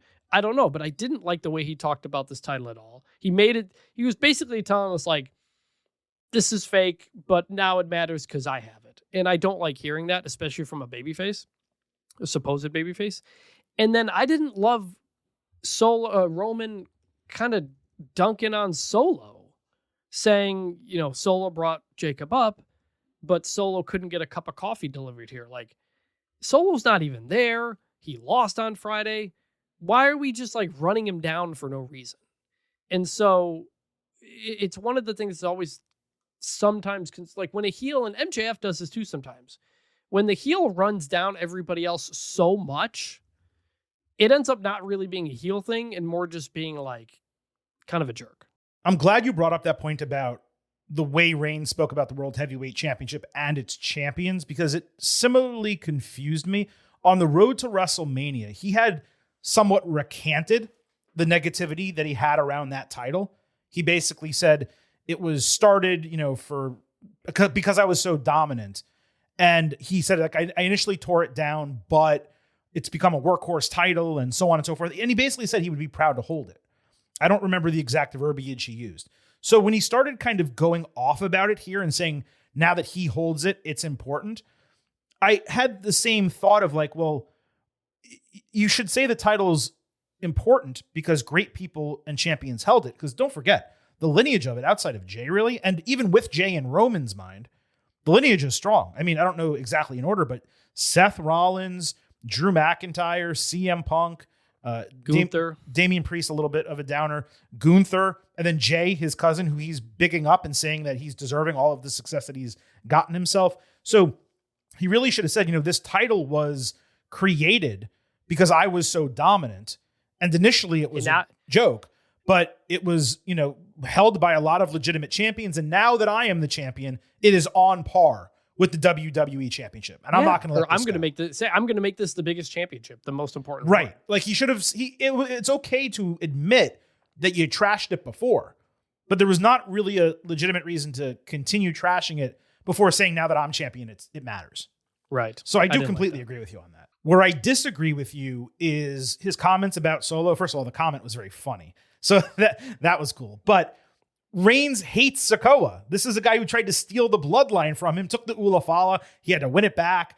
He feuded with him for a calendar year almost, it felt like. So him throwing a snide comment at Solo, to me, was completely in character, completely legitimate, exactly the way he should be thinking of him. Jacob saying, well, Solo brought me in. And Roman's like, dude, Solo is a joke. He can't bring you in. I'm the one you should be thanking. You're ungrateful. To me, that was perfect in storyline, both in character and in storyline. Excuse me. Yeah, that's fair. I think if he had just like, I beat Solo's fake bloodline, whatever. But the phrase like, get a cup of coffee delivered to the building is like takes me out of kayfabe line. And so that was all. Maybe he could have said like, Sikoa might be doing this, this, and this, but he doesn't have the power to sign people to contracts in WWE. The tribal chief has that power. I'm the one who approved that. So maybe he brings him down a little bit, but he doesn't completely trash him. But the Solo character, at this point, if we're being completely honest, it can take infinite blows at this point and not be dragged down further than it is. It does. I think we have sort of kind of retconned his value in the bloodline at one point, which was really high. He beat John Cena. He's the reason Cody lost at WrestleMania 39. Mm-hmm. Like they had done a good job bringing him in as like the silent, muscle. And I liked that Solo, and he can do other things now, sure. But it was also like, we talk about, the Usos. The bloodline was Roman and Sammy and the Usos and Paul Heyman. It's like, no, Solo was there too. And he was a big deal. And I think sometimes everybody forgets that. Moving on to the second half of our main event, for the first time in a long time, we're not only going to spotlight the SmackDown women's division ahead of the Raw equivalent, we actually have it in the main event of this show. Wild times, folks. Pigs flying, dogs and cats living together, that type of stuff. Brie Bella and Paige entered as the new women's tag team champions. Brie did her normal monotone promo before Paige shared that she lost her voice, yet she was still louder than Brie, saying she was touched to be called by the Bella twins as a replacement and proud to be champions with Brie. Paige got her slogan over and made it clear they're primarily SmackDown performers before Charlotte Flair and Alexa Bliss interrupted, saying they wanted the titles and Paige can live up to her claim against them. What's so weird about this segment is that the best talker of the four was the only one who didn't say a word. How do you have Flair, Brie, and Paige speak and not give Alexa Bliss the microphone to talk? It's so crazy. Anyway, that led to a women's tag team championship match, Brie and Paige against Charlexa. Just a minute after the match began, Fatal Influence attacked out of the crowd with JC Jane murking Paige as Fallon Henley and Lainey Reed dominated the other faces. They all bragged into the camera, with JC appropriately saying SmackDown is their house now. Literally the only part I'd have changed is letting the faces wrestle a little more to generate additional momentum. But this was a perfect setup to debut a heel group and receive maximum jeers, going after not only Charlexa, but Paige too, all while preventing the fans from seeing a dream match for some of them that was booked on the fly. Personally, I wish Fallon was able to exist separately from JC, as she will never be seen as more than second fiddle, considering how Jane commands the mic when they're together. But look, this got her onto the main roster, and now she should have every chance to succeed on her own. What will be curious, I thought, at the end of this segment, is whether Jane and Henley or Henley and Reed are the team. My presumption was that JC is used as singles and the other two are the tag team. But the sky is the limit for those two especially. I'm really happy for Fallon especially. I believe the sky is her limit once people see her wrestle regularly. JC has totally earned this with a pair of terrific NXT championship reigns. And Lainey, who can go in the ring, she now has a chance to learn and grow against top-tier veterans on the main roster. Plus, we have a fresh female trio. This was already, at the end of this segment, a massive upgrade to the women's division in multiple phases. It's too bad they're not on the same show as Judgment Day, because that would have been epic for a trios battle. It looks like Lainey Reed happened after all, so now I'm batting 975 instead of 1,000. I'm sorry about that, everyone. But Vintage, just this segment on its own, if this is what we got from Judgment Day, from Fatal Influence, I would have said immensely successful debut. Yeah, it was like the typical group comes up from the main roster type of thing, and this is how you do it. Like, and it got good reaction, good heat, and my first thought was like, okay, it makes sense. They're up, got a good reaction. You break up all these teams that people like, and all right, here we go. Good start. So that was my feeling coming out of this. I'm familiar with JC Jane for a while. I'm not familiar with the other two, but to this point in the show, I was like, all right, good start. And I put that whole note down about me being proud about JC and Fallon because I didn't think there was going to be another opportunity for me to say it. I figured this is what we were going to get from SmackDown, and we're going to see them next week, and then we'll go on from there. That was not all, though. Rhea Ripley opened Hour 3 of SmackDown to a tremendous ovation. She said Jade Cargill proved herself, but it's time to turn the WWE title into one for a fighting champion. Fatal Influence surprised by showing up, receiving already shockingly loud jeers for a group that debuted 60 minutes earlier. Seriously, they were getting Dominic Mysterio level heat to the point that Jane was barely able to cut a promo against Ripley. It got to the point that Rhea actually had to speak to quiet the fans. JC bragged about taking out the fans' favorites already. Ripley told them to quit while they're ahead, but they refused, introduced themselves, and got the heat cranked up again. Rhea laughed at their cockiness, considering she always overcomes the numbers game. She dared them to take their shot. JC said they're ready to throw hands, so Nick Aldis came out and made a one-on-one non-title match immediately. What an effing insane segment. I cannot even judge Ripley's promo because she barely got to say anything, but it was an improvement from what we've seen recently.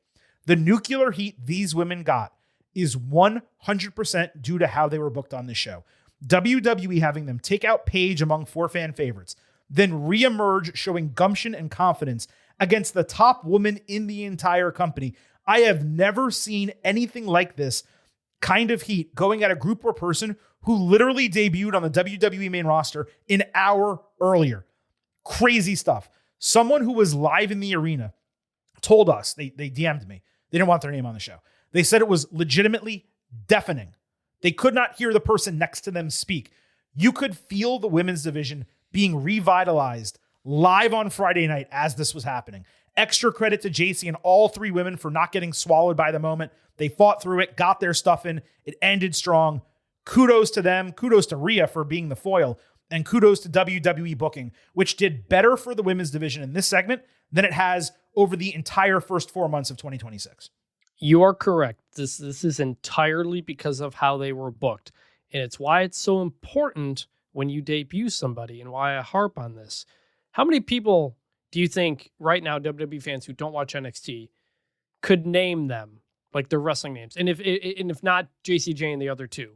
You're saying like, from NXT as of today or as of like 3 months ago? Right now. No, right now, WWE fans, the Fatal Influence got the crazy heat. Mm-hmm. Other than JC Jane, how many of the fans do you think know the name, remember the names of the other two? I don't think they even know. And I mean that in a good dude, way. I don't even think they know JC Jane's name. Maybe not, but JC then got a match, so then and she was the champion, so it's possible they knew her or saw her a little bit. But to your point, correct. I'm saying that that's how important booking is, that they don't even need to know your name and they will boo you like crazy. And they did something here that was different, which was they brought him out a second time. Mm-hmm. Like, how many of these times is just a one-off segment and then that's it? It's something I say about the show all the time. It gets too segmented. Things don't cross over. You know you're not going to see somebody again. You don't pay attention. They got a reaction and then got more out of it by bringing them back because people learned how they're supposed to feel about them the first time around. That is so important. How much better was that than all of these times where somebody from NXT just shows up backstage talking to the GM and they're like, oh, am I going to go to Raw? Am I going to go to SmackDown? Oh, I don't know. And nobody knows how to feel about it because there's nothing there. This is how you debut somebody and make an impact and tell them how you're supposed to feel. And then people start to feel things. Like, this is terrific booking. And it just highlights how often they've been doing these call-ups poorly. Like, this is how it works. You introduce us to somebody and then you give us a little bit more and you feed off of that. You lean into it. Love this. And they did the opposite with Sol Ruca on Monday night last week. Similarly, brought her up against the top heel in the company who was getting booed. And she got wildly cheered because she was able to show what she can do in the match. That's the most impressive thing about Sol. She's beautiful, obviously, and talented and whatever. But in between the ropes, the ability of her to be athletic and different than a lot of the women's roster, they showcased her strengths. Here, they showcased their strengths, which is really, I'm not saying JC's not a good wrestler. She is. And Fallon is as well. And Laney's coming up. But they are incredible, JC is especially, as the lead promo drawing heat. Listen to this. She's just taking the mic and beginning to try to speak. Look, we get it. You're a star. Hey, shut up and let me talk. I waited long enough Plays to into get it. Here. Yep. Me.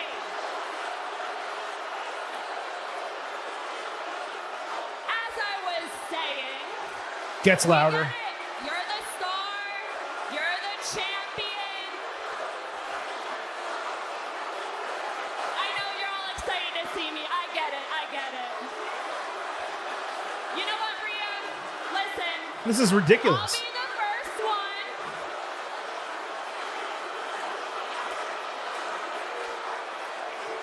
This is cute.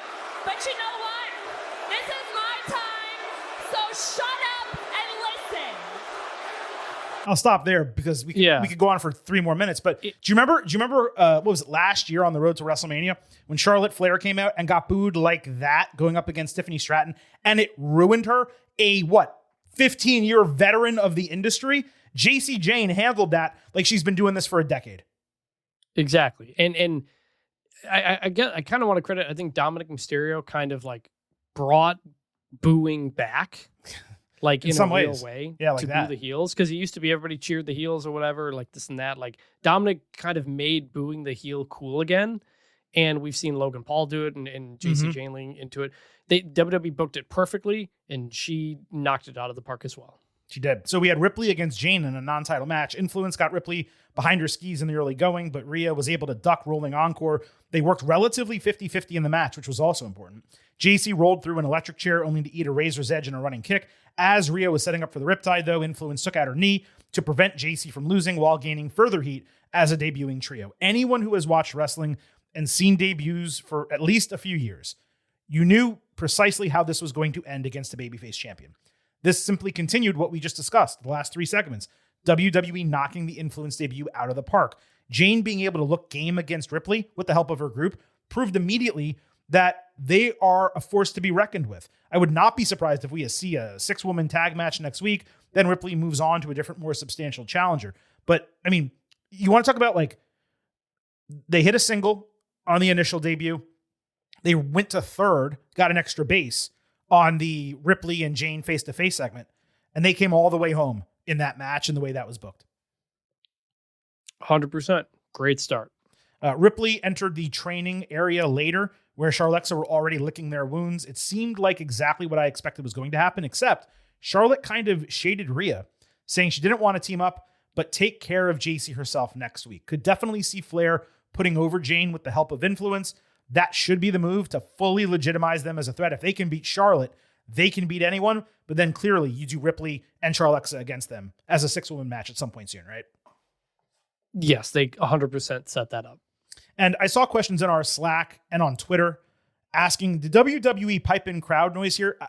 I don't know how to tell you guys this, but while they may edit stuff after the fact, we criticized them for editing the Obafemi Brock Lesnar package a couple of weeks ago.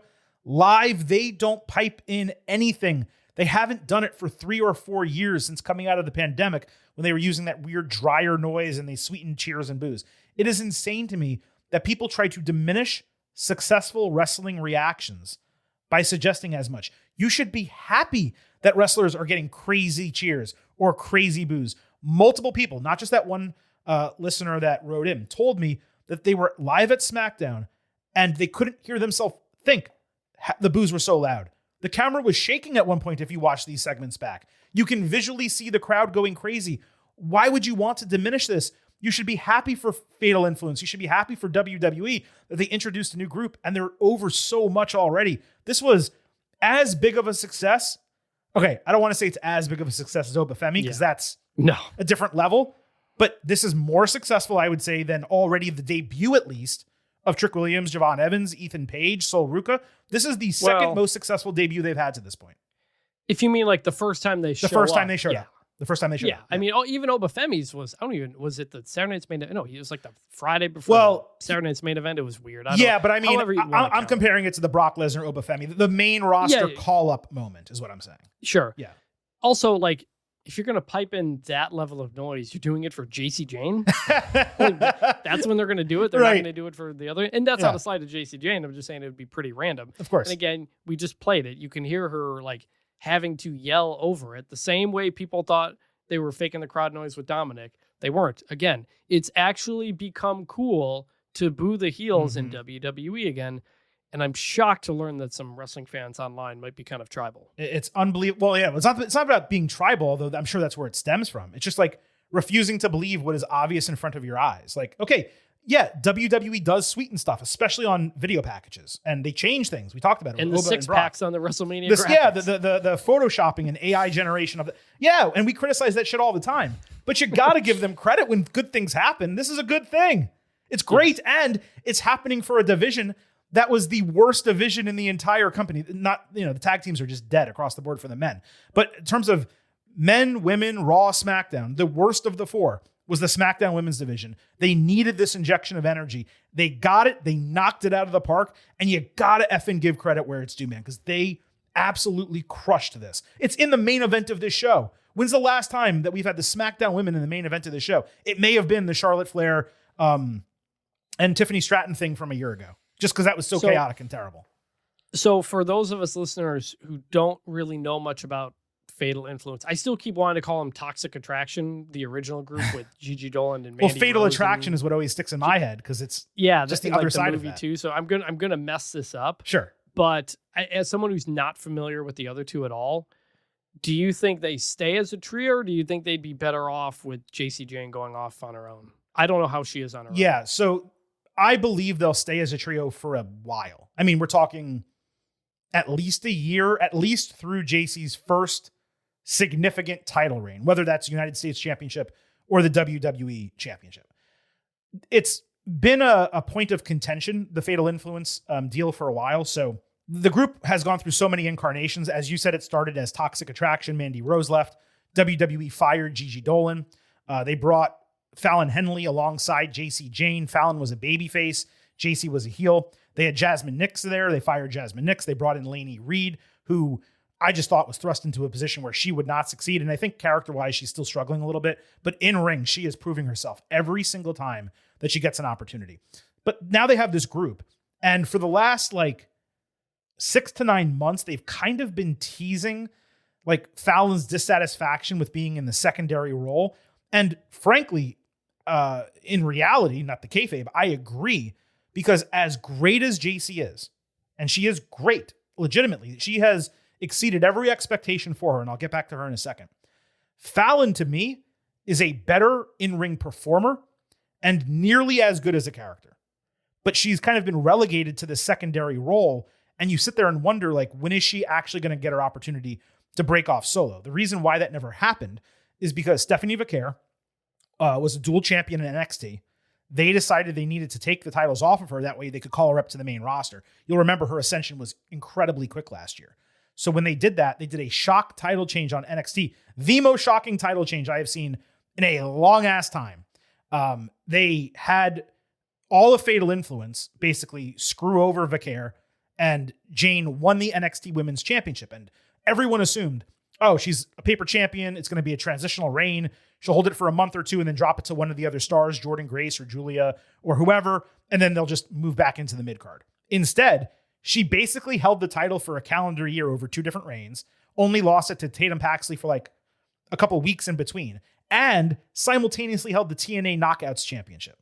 So this is a woman who it did not seem like they were actually going to buy into, and out of nowhere, they made her the top dog in NXT in a real way. She has only improved in ring and on the mic. Roman earlier said the title doesn't make the person makes the title. In this case, the title made the person. They made JC Jane NXT champion, and her stock shot through the effing roof. So you got to give her a lot of credit. The women behind her have done a great job as well. Now they move over to the main roster, and getting back to your question, which I know I just ranted for about 5 minutes on them. I know NXT. Hey, I watch it every week. No, it's good to give some background. Yeah. I wanted to give the background. Yeah. But now going back to your question, Fallon should be just as successful as JC, similar to, Bayley, Becky Lynch, Sasha Banks, and Charlotte Flair. I'm not saying they're as good as the 4 Horsewomen. What I'm saying is they were all together. They were teams for a while, but once they broke off individually, they were all super successful. I believe the same can happen with JC and Fallon, but I just don't know when the hell that is going to happen and when Henley is going to get that opportunity, because to this point, ever since the formation of Fatal Influence and since Jane's rocket has taken off, she's naturally been relegated to the secondary role. Okay, we'll keep an eye out. Yeah, we indeed will. And again, a little bit longer of a main event than we expected, but I am glad that Vintage asked that question and allowed me to kind of go off on a little bit of a tangent about Fatal Influence. Before we get to the rest of the show, of course, we need to remind you that whether it is Raw, SmackDown, or NXT, or premium live events on Netflix, we're all in with NordVPN. It's easy to set up a drastically better viewing experience each night. You get the same high-quality streams, except they become commercial-free shows. All you have to do is sign up at nordvpn.com/gettingover, open the app, quick connect to another country like the United Kingdom, open Netflix and watch the program. That is going to be crucial for every premium live event going forward, not just the main roster, but clearly NXT as well. NordVPN also lets you get around online censorship and surveillance, and it protects your private data. Plus, one account can be used on 10 different devices. To get the best discount, go to nordvpn.com/gettingover. Our link will give you 4 extra free months off the 2-year plan, and there's no risk, nor does a 30-day money-back guarantee. So improve your WWE viewing, save some money, browse safer online, and get the best discount for the best VPN at nordvpn.com/gettingover. All right, plenty more to discuss from Raw and SmackDown, and we are not wasting any additional time doing it. It is time to break down the good, the bad, and the ugly. Hey, yo. Survey says 1 more for the good guy. say hello to the back. Don't sing it. Bring it. Cody Rhodes basically opened hour 2 of SmackDown still sporting a significant shiner. He received an obvious mixed reaction after his music ended, a reminder of how WWE got this whole deal wrong. Cody pointed to his ability to walk out of WrestleMania under his own strength as his never give up superpower, which separates him from others as champion. Rhodes then mentioned Randy Orton, who first got cheers, but then far more boos, saying Orton gave him his best shot, a punt kick to the head, yet he's still standing. Then he shot at Sami Zayn, saying he similarly proved to him that he and his fans would be golden after WrestleMania. And finally, he sent a message to the, quote, outside forces that have invaded his WrestleMania plans, saying they're now 0-3, trying to send their best to knock him off his game, so they should just count their money and mind their damn business. Cody said he's easy to find, hard to beat, no matter who wants to go up against him from SmackDown, Raw, or even NXT. And I figured, okay, someone's about to answer him, but no one did. Still, another top-tier babyface promo from the Code Man. He definitely turned a significant portion of the crowd back face, cheering him as a face, by the time he dropped the mic. They certainly did not explode for him in the finish like they normally do. That said, they were like 80% to 90% on the woe that followed when he exited. His line about TKO was super strong, and it roused the fans to get behind him as the man of the people, just like Dusty would have done. Though Cody, not being the son of a plumber, he's a super rich main eventer wearing a Rolex, always in a suit. He's not really the man of the people anymore. Not exactly the normal guy to be delivering an anti-authority message, and not exactly the guy against whom an authority would rebel and not want as their champion. The question is whether that was done to close the chapter or serve as a story point for something to continue in the longer term. I'm talking about the outside forces TKO mentioned. While calling out Orton and Zayn made sense, neither responding to him was curious, especially since Randy, who Cody said was not in the arena, was the one who leveled him with a punt kick and was 100% healthy outside of whatever back injury he's selling, and probably should have been on the show to take advantage of Cody's diminished health and pick the bones. I'm sure the idea was to create space from the disastrous Pat McAfee bullshit, but still, I assumed Orton and Rhodes was going to continue unabated here. So great promo from Cody, worked to get a lot of fans back on the babyface side, also felt kind of empty in the end. Good. Yeah, it was good. It was fine. It was not much to it. I, like you, am surprised that through 2 episodes, now 3, of TV post-WrestleMania, we have not seen Randy Orton, who was the one who left WrestleMania standing tall. Mm-hmm. Cody was the one who was hurt, bloodied, all this stuff. And he's just out there all the time now. So I don't know where Randy is or why he's not there. But what it also tells me is that we've already got a Roman match for Backlash, and we're not getting a Roman and Cody title matches for a B-level pay-per-view. And so they're just going to kind of delay it a little bit and maybe bring Orton back at some point, maybe after Backlash, maybe before, but we're not going to get Cody Orton at Backlash or Cody whoever.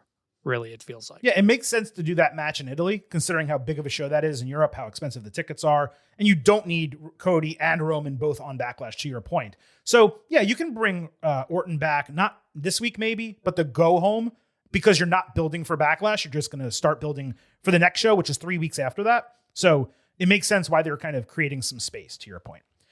To be clear, I don't like that. I wish we could go back to the days when all the biggest stars were on all the shows. I know. Like that's be great, but they get picky with business. Did you like the promo though, and the way he spoke about TKO? Yeah, I mean, like he did that going into Mania too. About these people who keep throwing curveballs at me going into Mania and this and that. But Cody's always looked more like a heel, so it is what it is. I never really buy it from him, but do you feel like he was putting that to bed, or do you feel like I hope so, because I think that's a terrible storyline. Yeah. So yeah, it can be a good storyline if you have the right people involved. It would require The Rock, and it would require a wrestler doing the bidding of TKO, who you hate. Right. We I had don't know who that would Vince be. Stone Cold. We had the Authority with Triple H. Right. Like. But if you can't, don't make Ari Emanuel the villain, because Ari Emanuel's not coming on TV, or if he is, it's going to be whatever. He's not, and Nick Khan's not either. So yeah, exactly. Seth Rollins was the true opening segment of Raw on Monday night, dressed normally in all black without any noticeable highlight in his hair or flare to his clothes. He said Braun Breaker is the sole reason he lost to Gunther and is not World Heavyweight Champion. He referenced the stitches he got in his head last week from the chair shot and dared Braun to come to the ring, which he did alongside Paul Heyman. Breaker got right in his face as Seth said he gave Braun the world on a silver platter, and all he did was screw him over, only for it not to benefit him at all. Breakker countered that all they did was fight Rollins' battles and put out fires he started. Then he held his nose to make fun of Rollins' standard intro, which was actually pretty fun. Braun said the only reason he joined Seth was to align with Paul, so Seth countered, putting Breakker over in a major way, saying he has everything it takes to be a huge star in WWE, except a brain. Rollins explained how he was in Breakker's shoes and knows exactly what it takes to be a champion, while all Breakker does is try and fail. Rollins won the heavyweight championships, whereas Breakker is aligned with Austin Theory and Logan Paul, getting happy endings from Heyman. Braun said he sleeps better knowing he lost to the best in the world, referring to CM Punk, rather than someone like Seth, who claims the crown because he's the best at being number 2. Rollins referenced the Steiners, then challenged for Backlash, saying Breakker isn't even the number 2 wrestler in his own family. This is one of those segments where the wrestlers did exactly what was needed, but I felt the fans completely let them down. I'm not going to sit here and say they were landing haymakers on one another, but Rollins and Breakker were definitely connecting with some jabs and a couple uppercuts, and the crowd couldn't manage anything more than, ooh, at some of their lines. Perhaps that's because last week was so hot with the 6-man battle, and this week was much more chill and monotone, but both guys got off their chest everything we needed them to say, and they successfully filled the gaps and reset this storyline. Heyman not speaking, I thought, was important because Breakker cannot be relying on him every single time he wants to say something. 100%. Especially not in a segment where Rollins is talking about Breakker not accomplishing anything in his career. You can't have Heyman speaking for him and then Breakker just standing there. Plus, it seems like a big match was made at an unexpected show. This is happening at Backlash, though it's probably going to be the first of the series. Good. It could have been better, but I largely believe it's the crowd that could have been better. Not so much what the guy said or how they said it. I thought this was great. I thought when Seth said, "You cost me the main event of WrestleMania," I felt that, even though it's not like technically true, but like I felt that because Seth has never been the main event of WrestleMania one-on-one. He cashed in WrestleMania 31. He was in the tag team match at WrestleMania 40. And last year was a triple threat. And we know the plan was going to be Roman, Seth, one-on-one. Paul Heyman. The original plan, correct. Yeah. And so, he really feels like he just missed another chance for his real main event of WrestleMania. And that's got to be killing him. And I felt that when he said it. So I thought that was really good. And then Braun comes out and I think cuts the best promo of his career. Like it's not one you'll necessarily like put in the annals or whatever, but it was so direct, going after every little thing about Seth. And sometimes promos don't do that. Sometimes they're a little bit more vague or big picture. He got right in on all kinds of things. And the line saying that your shoulder can't handle it anymore, he did such a great job of playing the young guys coming to take out the old guy. And I thought he was great here. Like you said, I didn't need Heyman for any of this. They put Braun in a big spot here and he completely delivered. I thought this was fantastic. Completely agree. One of the best segments from Monday night. Julia and Kiana James backstage were angry, the former insinuating that the latter cost her a spot at WrestleMania by not negotiating her a match, which, yeah, she's Kiana James, the business bitch, yet she couldn't get that done. What's her job? Fair enough. Interestingly, Tiffany Stratton, who not only won the women's championship at WrestleMania last year, but was the runner-up in the Royal Rumble this year, was not similarly angry, though her omission was mentioned by commentary. So we had the U.S. title, Julia against Stratton. They had a super smooth counter sequence to start and solid work through a Julia superplex. Tiffy then randomly ran toward the ropes facing forward and put her arms over them to get Kiana on the apron so she could run Julia into her own manager.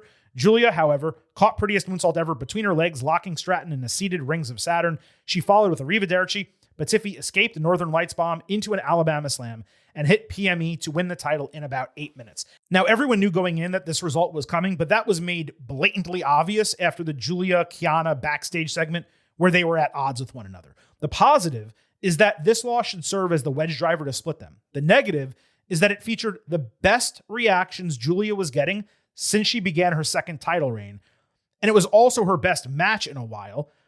These two had tremendous chemistry. Stratton put on easily her best performance since returning from injury. I might even argue her best match since the Becky Lynch feud in NXT. The most frustrating part was the runtime. Not terrible for a regular TV match, But for a title change that was actually running hot and the fans were into it, when you consider the 3-minute break in the middle, we barely got to sink our teeth into it. The work was strong. The potential is solid. I'm going to give this a conditional good based on there being an actual plan for Julia. Remember, Tiffy's work before this match, we mentioned it last week, it had been piss poor since she returned from injury. This was right on the border, 3.5 stars B, 3.75 stars B+. I'm a little bit closer to the B+, but legitimately great work from these two.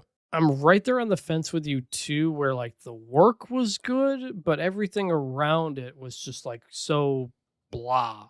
I'd literally like forgotten until the match ends that this was for the title. Like I just had completely blotted that out. And when Tiffany wins, there was zero reaction from the crowd. Correct. None. Yep. And that was a good crowd as well. And I think that I was like, oh, we're back to Tiffany as champion. And I don't even like really can think of a road she took to get back here. She was just kind of back in there, and now she's got this belt again. And it's like, I guess it's good that it's off Julia because that had been going nowhere. And I guess it's good that we'll split up Julia and Kiana maybe. Mm-hmm.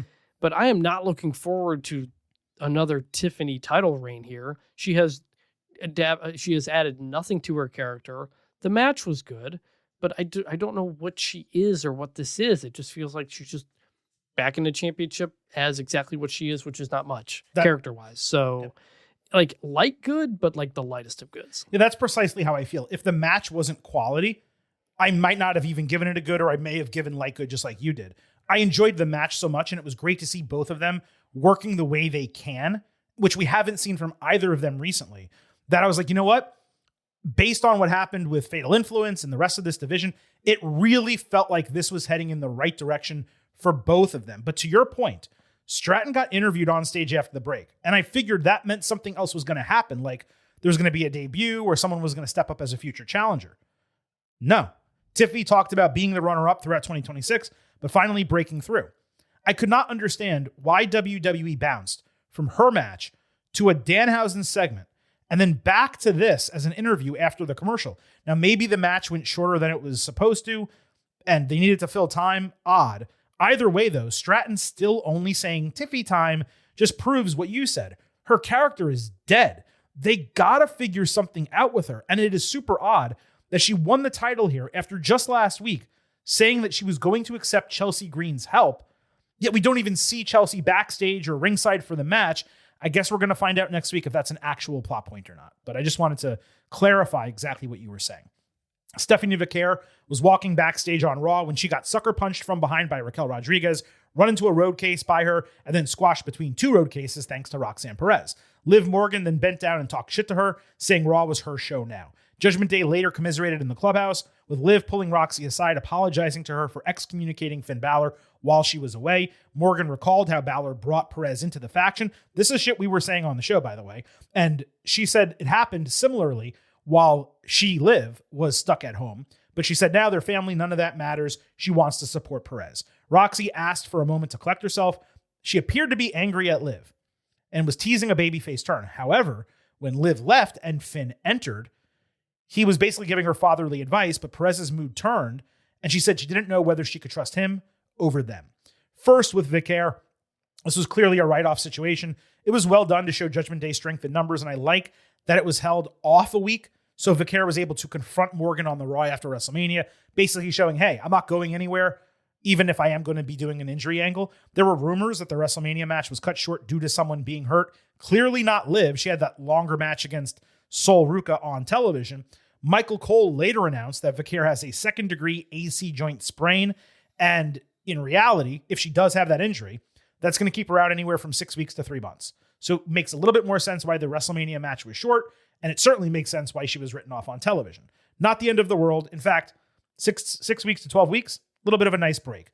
The Liv and Roxy follow-up was important. That plot hole they teased before Mania has now been filled. It's a tough situation because you badly need to remove Balor from the Judgment Day vortex, yet him being the angel, ironically, on Roxy's shoulder, it makes a ton of sense because they were originally aligned together.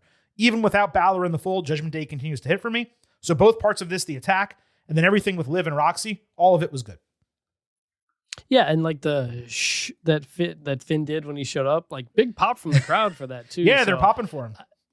Yeah, first when he showed up, I thought we were about to learn that Roxy is already sided with Finn. Me too. And she's like staying in Judgment Day, to destroy them from the inside. Like I thought that's what they were telling us there, but then they have the conversation and it's not. So it's interesting. That's good. And with the Vicaire injury, obviously sucks to see. I do think that's a fair thing to mention with the WrestleMania stuff, where that was one of our two big complaints from night one, was that match didn't get nearly enough time for the moment it was supposed to be. Is that because of Stephanie's injury? I guess. I mean, she was clearly healthy enough to do the match. That's the thing. Yeah. So again, I'm not a wrestler, so I don't know the level of pain and injury and all that stuff. So I don't know. But if that was a reason that went shorter, okay, fair enough to WWE for that.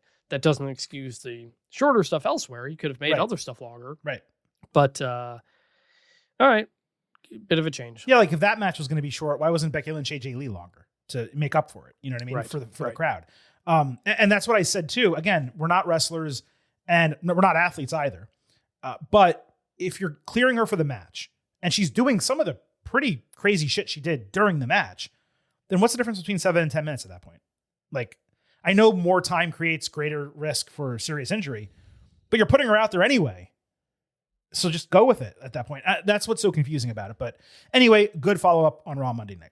Bayley and Lyra Valkyria fought Judgment Day. Roxy got a hero's welcome and constant chance as Laredo, Texas is her hometown. It even led to the faces getting booed during the match.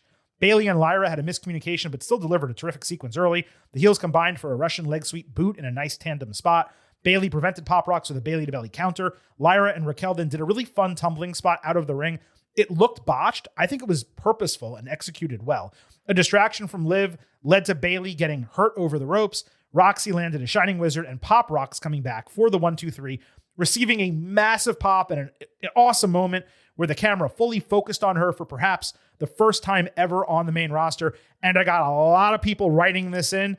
So Roxanne Perez, Gonna look good, but she's got me saying, hey now! on top of her awesome night of wrestling. Again, we're going to put a pin in the hay now. We will discuss that on Thursday. Super fun match that allowed all four women to shine rather equally. I hated seeing Bayley and Lyra lose again, coming off of not winning the titles at WrestleMania, but I understood and accepted Roxy winning at home when WWE never goes to Laredo. They hadn't been there in 3 years.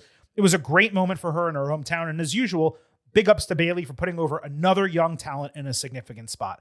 I just have no idea what WWE is going to do with Bayley and Lyra right now. Do they turn heel and that's how they win the titles? They were getting over as faces. That's really confusing. It's going to be interesting to see next week. This was good. Yeah, it was good. I just would have loved somebody else to take the loss. But like the combination of Charlotte and Alexa getting the title match on SmackDown, even though Alexa was the one who was pinned at Mania, and Bayley and Lyra not even like being in that conversation and the losing here, just really, really feel for them and frustrated for them. But they're, going to put the health of the company and everything ahead. And sometimes that's not always best, but good overall for Roxanne and everything with that. I know people get annoyed with Bayley losing. I get so much more annoyed with Lyra losing. So I was happy Bayley took the fall here. Because Bayley's won championships at Mania. Like she's going to the Hall of Fame. Like we're trying to get Lyra there. That's what I'm saying. I would rather Bayley take the fall in a situation like this to a young talent, and she wants to do it, than have Lyra get beat again, really for no reason whatsoever. Like Bayley can eat it, is what I'm saying. Lyra can't. Mm-hmm. Not as much.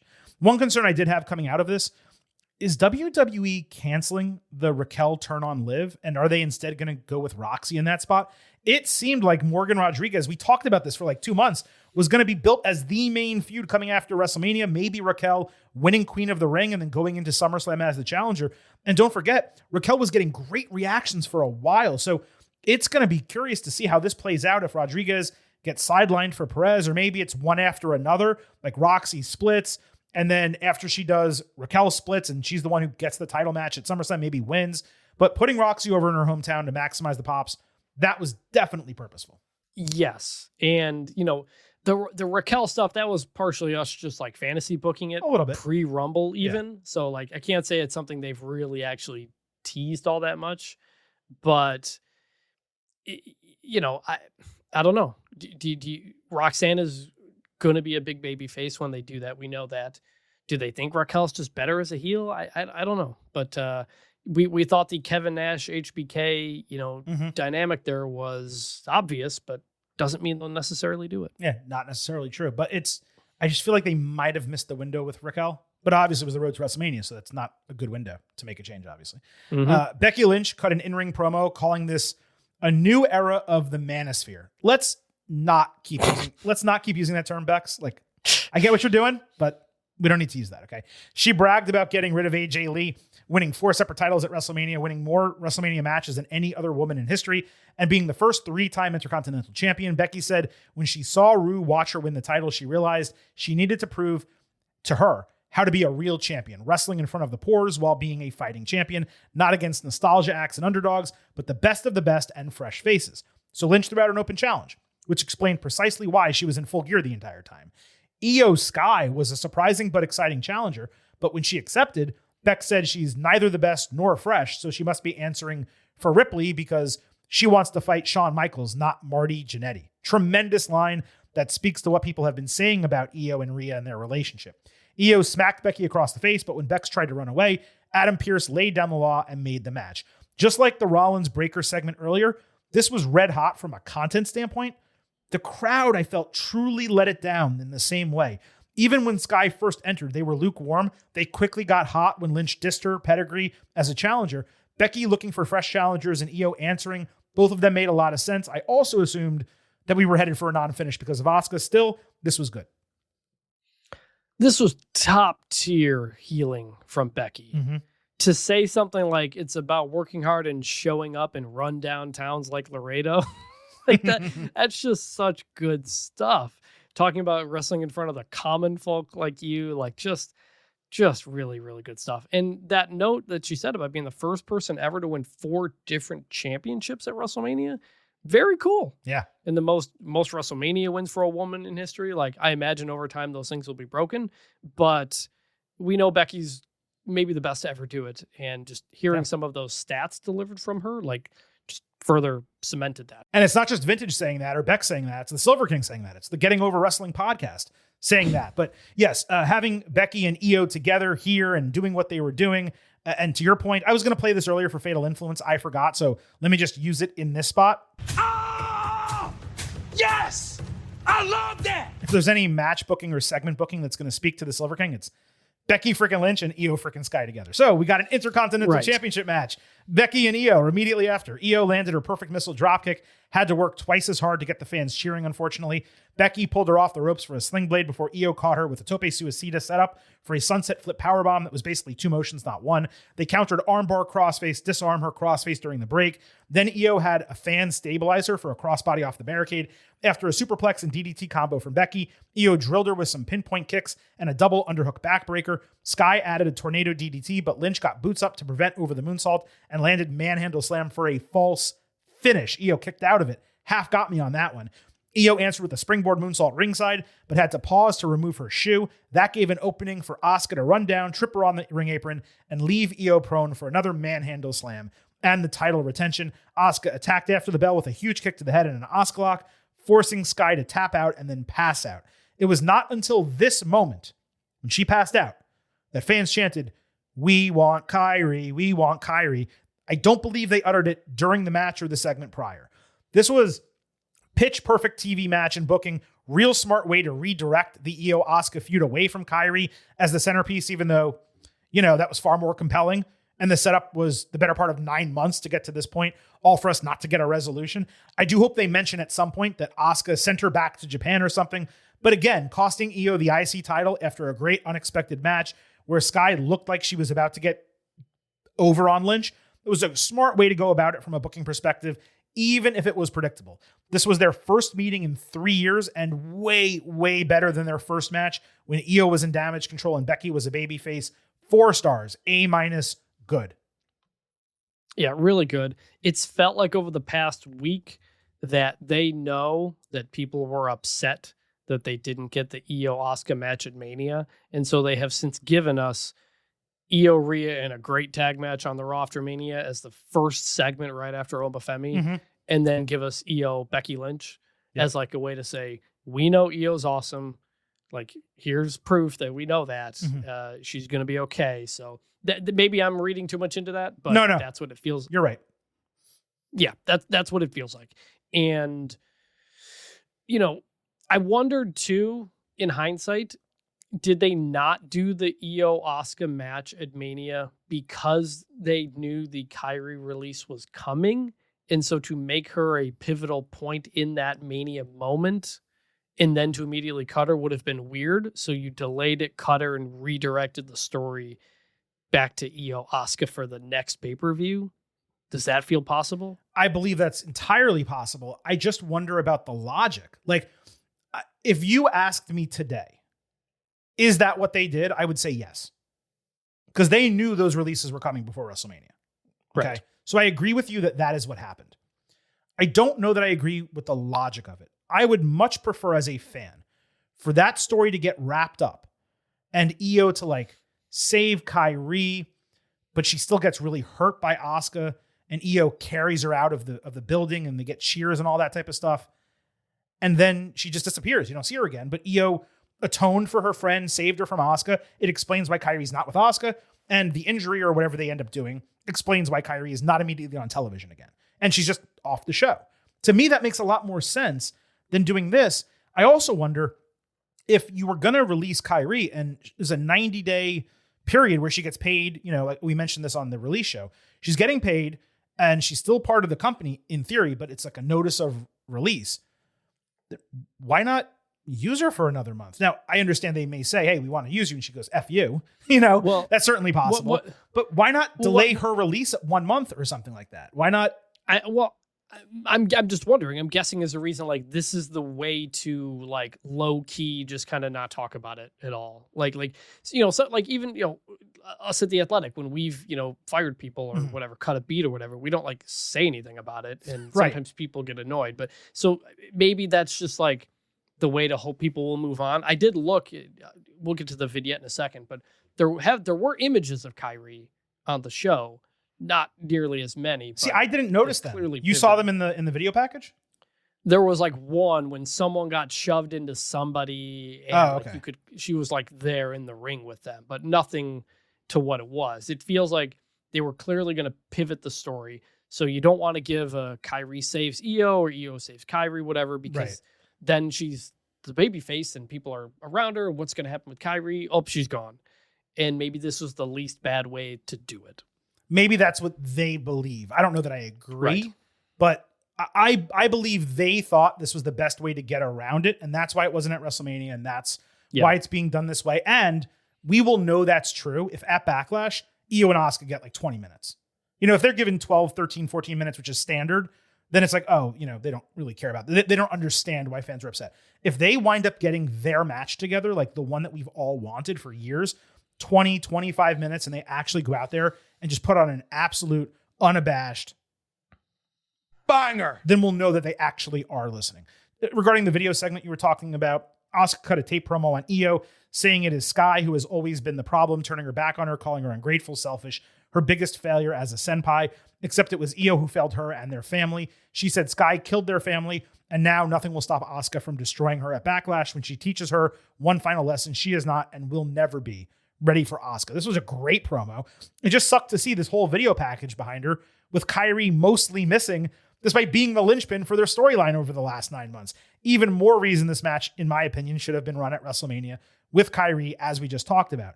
This segment gets a good, and beyond that, I'm pleased IYO Asuka was not abandoned, even if the story is far less interesting. IYO and Becky is something that needs to get run back. And it was refreshing to see Lynch working with someone who can meet her skill. No offense to the other women she's feuded with, Maxine Dupree, AJ Lee. Becky and IYO SKY is a different level of feud, and it feels like the Intercontinental title is back on track. So that title's on track. Asuka IYO is happening. They pivoted the storyline. That's 3 goods in a row for this. IYO broke out some moves in this match that I was like, oh, that's because she's with Becky Lynch. Exactly. And it's fun when you see that. For sure. Intercontinental Championship for the men. Penta defending against Rusev. Ethan Page watched from ringside. Rusev had a nice counter of the Mexican Destroyer with a backdrop, adding a Machka kick. But Penta avoided the accolade, feigned on a springboard, and caught Rusev stumbling into a roll-up to retain the title. Rusev attacked immediately, but refused to let Ethan Page help him at first. When Penta got up, Rusev accepted the aid, but Javon Evans saved, and Rusev ate a sky-high OG cutter to end it.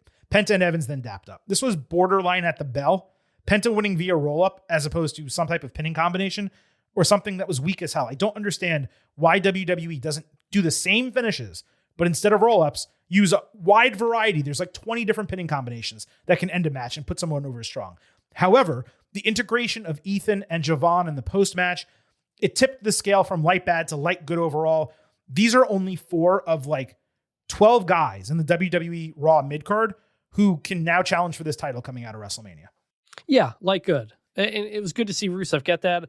The roll-up, does the roll-up protect Rusev? Like, I think so. But it's good to see. But like a all these crucifix guys, would do the same thing. Like, just use a crucifix. It's more legitimate.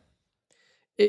All these guys feel just kind of fresh and interesting and new together. So I liked all that. And Rusev, once again, helping out Javon Evans, where it's so difficult to take a flying cutter, let alone the OG cutter, because the person taking it has to adjust and figure out just how far Javon is going to be when he lands.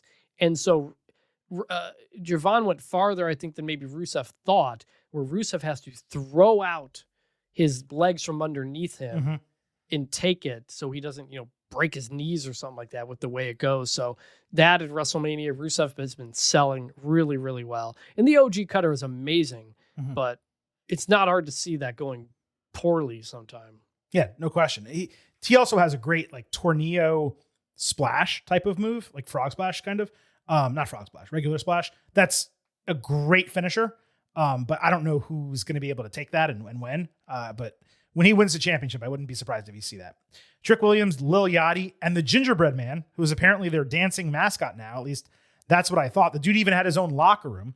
That was amazing. Yeah. I love that little bit. They were all high and mighty backstage. Williams tagged a stagehand with a trick slap right to the face. What is the 5 fingers say to the face?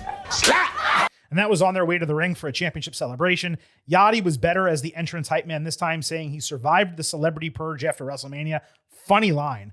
Before they compared themselves to all-time great pairings, Yachty announced that Trick has decided the U.S. Open Challenge was done and people would have to earn their opportunities. Then Yachty made it rain, pyro went off, only for the Gingerbread Man to drill both of them with his candy cane that he was using as a walking stick. Sami Zayn, of course, revealed himself, continued beating on both of them, getting roundly jeered before he landed a haluva kick on Williams with the mascot boot and danced behind his dead body. This totally exceeded my expectations when it started. I figured Zayn was in the suit. I did not believe Yachty would do so well and Sami's attack would be received so positively, well, negatively, I guess. Maybe they'll get a real match on the back end of this, but also where the hell are Carmelo Hayes and Ilya Dragunov? I figured maybe one or both bounce over to Raw this coming Monday night, but that did not happen, or that coming Monday night after SmackDown. So Melo's not there. Ilya Dragunov is basically gone. We're only doing this right now. I get it, but you got to get those guys back on TV soon. Still, this totally exceeded expectations. It was way funnier than I thought. Good. Really good. Everything about the Gingerbread Man was funny. And I was like surprised Lil Yachty was still there. I was like, is he just going to be around all the time? It's kind of cool if he is. But if he's around so much, it starts to feel weird when he's not there. Sure. And he's obviously a famous rapper, so he's going to have other things to do. So maybe the attack here is like his write-off, which would make sense. Oh, good call. So it could be that, which would make sense. Also, I don't know if this was done on purpose, but Trick calling the crowd Dallas. It is not Dallas, and you do not tell people from Fort Worth that they are in Dallas. So I don't know if he did that on purpose or if he was healing, but either way, it worked. The Gingerbread Man attack, we thought it was going to come last week. Mm-hmm. It comes this week. Enjoyed it. Unbelievable line from Joe Tessitore when this happened. He says, "Gingy, what are you doing?" Which I thought was such a great delivery from Joe. And then I was actually surprised it was Sami Zayn. I thought it was going to be Carmelo Hayes, because Carmelo had said like 2 weeks ago, or whatever, like, I'm coming for you at the right time or something like that. So I thought this might be it. It's Sami. He gets booed. And I'm kind of in that same spot with Jacob Roman, where it's like, who are we supposed to be cheering for here? I didn't really know at Mania. I still don't know now. Well, this is almost the opposite of that. This is two heels, but one of them is being cheered, whereas the other is two faces, but one of them is being booed because of his actions at the end of that segment. So, no, I completely agree with you on that. Tess had not one great line here. He had 3 really, really funny lines. And I'm sorry, I don't have the clip handy. Usually I'll retweet them and then I save them for the show. I don't have the lines available, but he had 3 different ones that were just hysterical, talking about the gingerbread man. And like this is ginger violence or something. It was just really, really funny. So credit to Tess for this segment. He was at his best here.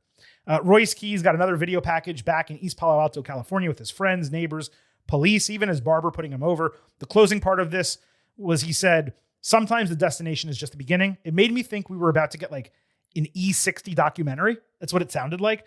The idea was that he didn't get to WWE by himself, but now that he's there, no one can stop him. Extremely well done. They have knocked these out of the park. Keys was later interviewed backstage with the Andre the Giant Memorial Battle Royal trophy. That really is a mouthful, saying that win was just him getting started and he's going to take whatever he wants. Solo gave him mocking applause, saying Tala Tonga wasn't happy about it, but he gave him the day off and there was room for him in MFT if he wanted. The key is going to be Keys' first feud and WWE's immediate plan for him once he wrestles regularly. Sikoa is not a bad starting point, but at the same time, Solo probably needs to be pushed himself. So I am sure he'll fight Tala Tonga, maybe Solo on the back end. Either way, on Friday night, this was good. I did enjoy this. It was all good. Good stuff from Royce Keys. They've really done a good job telling us his character, and people have reacted as such. I had actually forgotten he won the Battle Royal. The list of Andre the Giant Battle Royal winners is not great. So hopefully it's Wait, it isn't? Isn't it like Braun Strowman, Carmelo Hayes? You got Strowman and Jey Uso. Those are the good ones. So hold on. 2 people who have been world champions. Correct. Okay, keep going. But there have been 12 winners now. Okay. Those are 2 of them. Bobby Lashley. Other ones include Madcap Moss, right? Matt Hardy, right? Mojo Rawley, Baron Corbin, Big Show, and Cesaro, which we thought was going to be a moment, but it never became a moment. And the last 3 are Bronson Reed, Carmelo Hayes, Royce Keys. So 3 guys who clearly they are trying to move up, but are not up yet for different reasons. Let's parse this. The ones being booked by Paul Levesque have been meaningful, and the ones that were booked before were not. I mean, it's not that surprising. Like Triple H is using the Andre the Giant Memorial Battle Royal as a springboard. He did it for Bronson Reed. He did it for Carmelo Hayes. It took a while, unfortunately, but he did it. And now seemingly for Royce Keys, hopefully, fingers crossed. In a taped promo, El Grande Americano called his upcoming match, Mascara contra Mascara, one of the most historic ever, saying he will be fighting for his life, his name, his colors, and his house. As such, he issued a respectful challenge. Let's be very clear about this. A respectful challenge to the greatest lucha libre legend in WWE, saying it would be an honor to fight Rey Mysterio. I thought this was continuing the 2-week push of Grande as a rightful babyface in WWE, like he is in AAA. And then original El Grande Americano confronted Mysterio, asking why he's consorting with the other one. Rey said he just wants both to respect lucha libre. Grande then came in. It got heated with all of them. So it seemed like he might be more of a tweener given the way Los Americanos were speaking. We'll discuss more AAA in a few minutes. I'll catch you up on the latest. But this was a good setup and a smart usage of Rey as a lucha legend. Yes, it was good to get back to this and kind of remind us what was going on. And the Rey stuff was pretty funny, so I liked it. And then we got the match. Rey Mysterio against El Grande Americano. This was confusing at the bell. Grande was announced from Gulf of America. That's the gimmick for original. Mysterio had a tremendous counter of a power slam into a satellite DDT. Los Americanos then cheated during the match, so again, confusing. Grande got his hands on the steel plate, but Original came through to prevent him from using it. So Original's the good guy. Rey hit a 619 and slingshot splash and beat El Grande Americano. Then he noticed the steel plate, put it in his pants, basically telling both Americanos, you can't use it. They wound up brawling for 10 seconds after the bell, a horrible facsimile of what they did in AAA a couple weeks ago, which we'll talk about later. This segment did not work for me at all. I need some meat. Yeah. This segment did not work for me at all. I'm not sure I've ever seen more confusing booking alignment for a single superstar in one show. Grande was literally a face, tweener, and heel all inside of an hour. Yet he's literally the biggest babyface on the entire AAA brand. And WWE is promoting the Mascara contra Mascara match, which means they should be positioning both Americanos properly in front of their American fans so that fans are not confused when watching this show, which they're wanting them to watch. Are you trying to get people to tune in to AAA or not? Why are you not showing footage of the great work they're doing on that brand? Why are you having Ray beat Grande even with interference when you're building him as the top guy in AAA? I could not abide this. And the match wasn't even wrestled that well, other than a couple of spots, which I thought we would definitely get. So the beginning part of this show was a good, but this, I might surprise you here. For me, this was absolutely ugly. Market zero. Yeah, I was going to go with the bad. I don't understand any of that. Like, as someone, I don't know what's going day to day in AAA, but I did see some of it. And I was like, okay, like, we're getting to this. They're promoting the match on Raw, which means, like, we're going to kind of explain these things. And instead, you just defeat one of the guys who's going to be in it. Like, why do I want to watch that now? So, just unnecessary. They've done such a good job of building this into a huge thing in AAA. To just continue to make it like a joke or just like even kind of downplayed even more on Raw was a baffling decision. Yeah. Oba Femi fought Grayson Waller backstage. Waller complained to Pierce about everyone getting opportunities except for him. When Pierce mentioned Femi, Waller called him overrated, but of course he was standing right behind him. That led to the match. The crowd was loud for Femi at least. Femi hit 2 running European uppercuts. He caught Waller's rolling gimmick for a toss slam, landed a diving European uppercut, and then won with fall from Grayson 65 seconds. Oba cut a promo after the bell saying Grayson was right. There's not much opportunity right now because all of the champions are locked up with contenders. As such, he has decided to create his own open challenge, promising to be merciless and punishing to anyone who steps up. Smart way to avoid thrusting Oba immediately into a championship picture while keeping him relevant. As soon as you put him near a title, he has to win that respective championship without delay. It would have been more problematic if any of the other open challenges were still ongoing. But now that the other ones have ended, putting Femi in that spot weekly, it works well enough. It would have been better, though, if we weren't doing mid-card open challenges for months. However, a non-title open challenge is different. We don't see that often. I mean, when was the last time we had one of those? The Master Lock Challenge or something like that back in the day? So this was good enough. I didn't love it, but it was solid to continue Oba's progress. It was good. The weirdest part to me was that it was like an hour after Becky Lynch made her own open challenge. Right.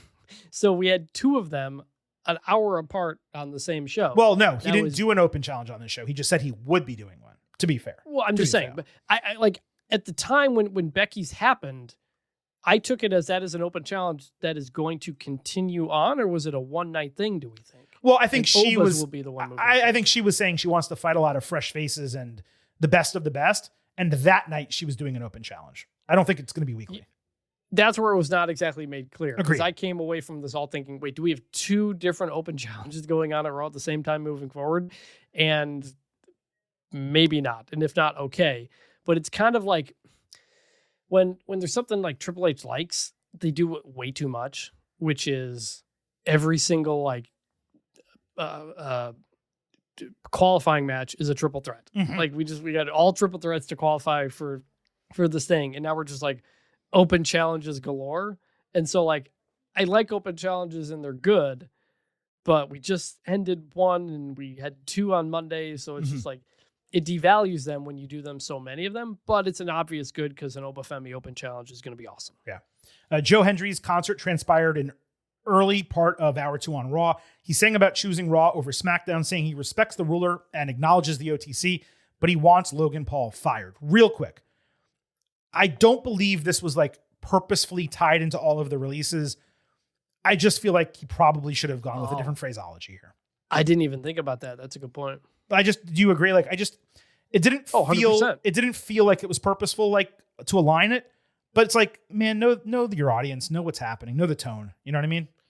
Yes, I agree, but I will say the crowd did react. They loved this. The Vision interrupted him as Logan lost his mind over that comment, which was a massive overreaction to a line in a song, especially when a guy purports himself as being so rich he doesn't need the job.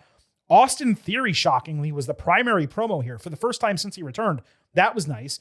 And he did well, threatening Hendry before a 2-on-1 attack. The Street Profits saved again for a shirtless battle between 4 dudes all wearing black pants. They looked fantastic. Montez Ford got the crowd doing their celebration in the finish with Hendry hitting his tope trust fall to end it. This was the weakest full-time main roster introduction out of any of them across Raw and SmackDown over the last 2 weeks for NXT talent. Is that because I've been of the belief that Hendry's 15 minutes were up before he even started in NXT? Maybe, but everything from Logan's over-the-top reaction to nothing actually building for Hendry coming out of this, he was just a story point for the Visions Profits feud, which has included 2 identical brawls at this point with no development otherwise. The lone positive here was Theory getting some agency in his promo, but that still didn't save this for me. Frankly, more than anything, I was just kind of bored. I'm bored, brother. Bad. It's interesting because I had a complete opposite reaction to pretty much everything you said. Awesome.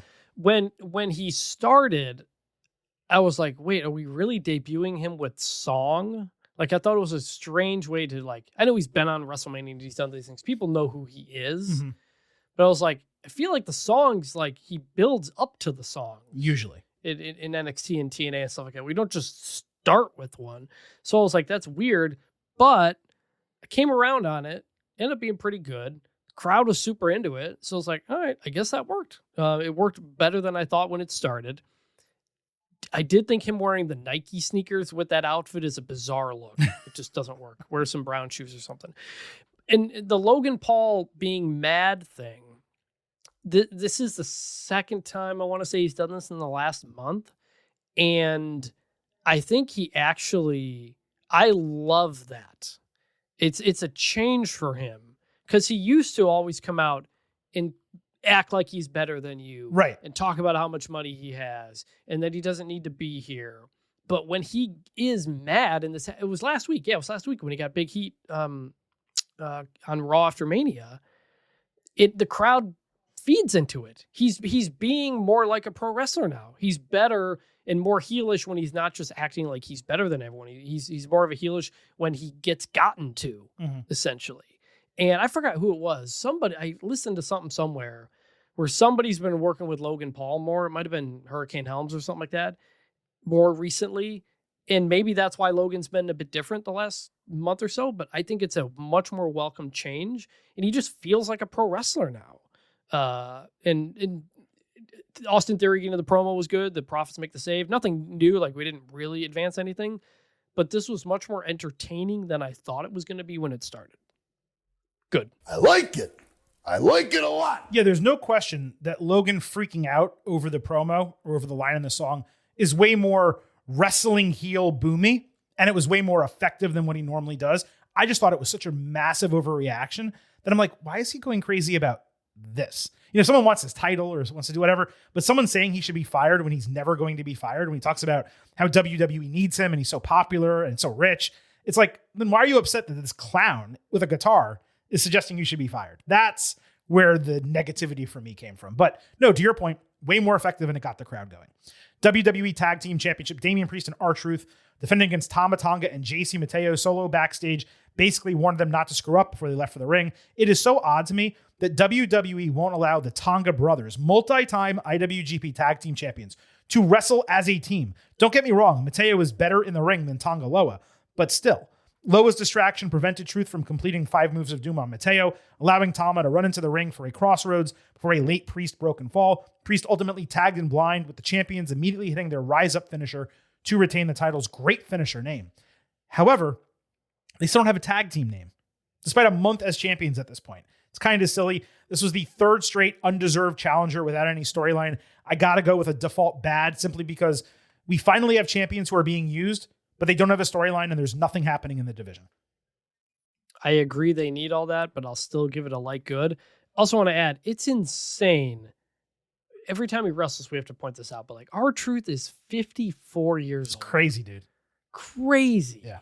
That's older than Rey Mysterio, who we talk about all the time, who is wrestling more, yes, but got to give some love to Truth for that as well. And I think he posted a funny picture of him and Truth and Rhea all holding up their titles. Yeah.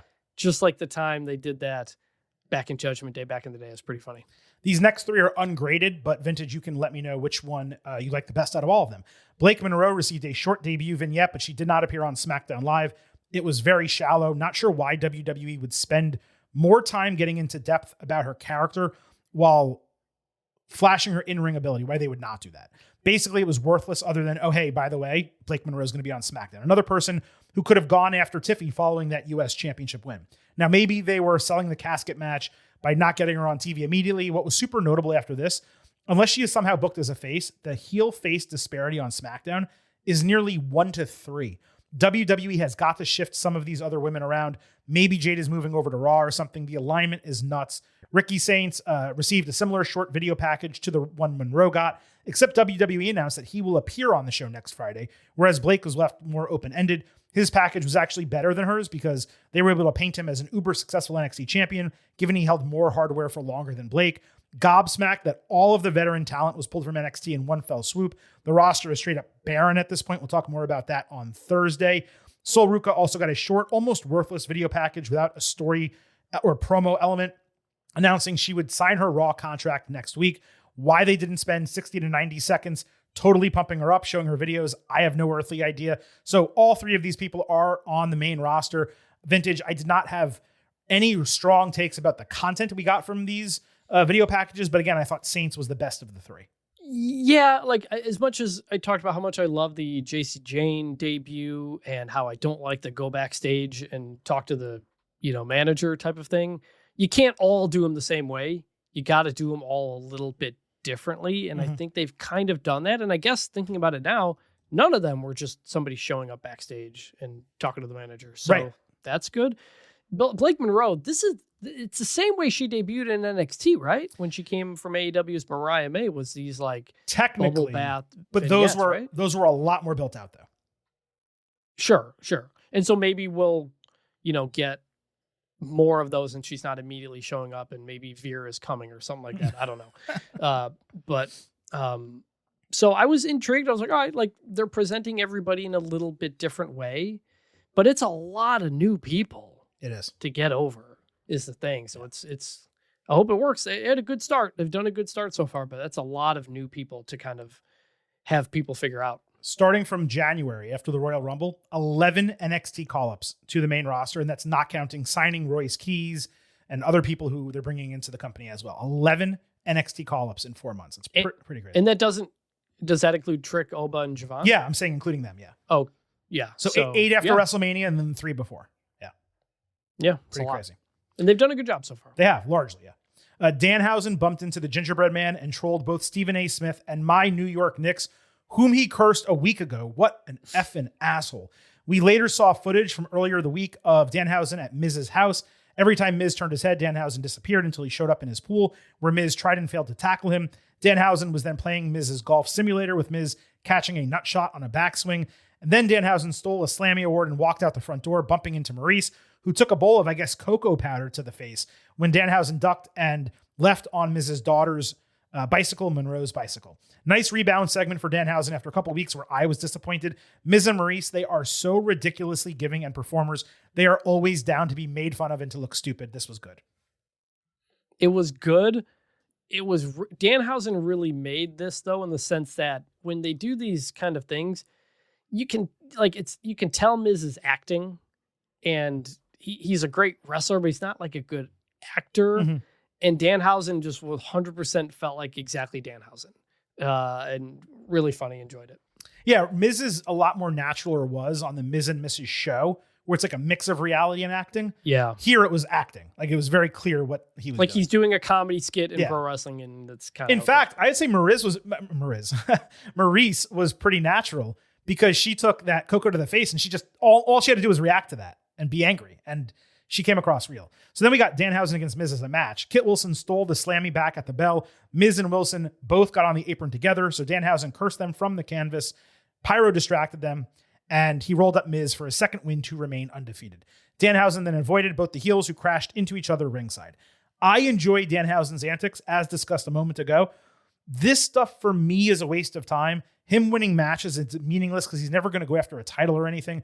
Him affecting matches, as he did in the tag team bout a few weeks ago, that to me is a much better usage of Danhausen. He's super over. I get it. But as a segment, I'm giving it a bad.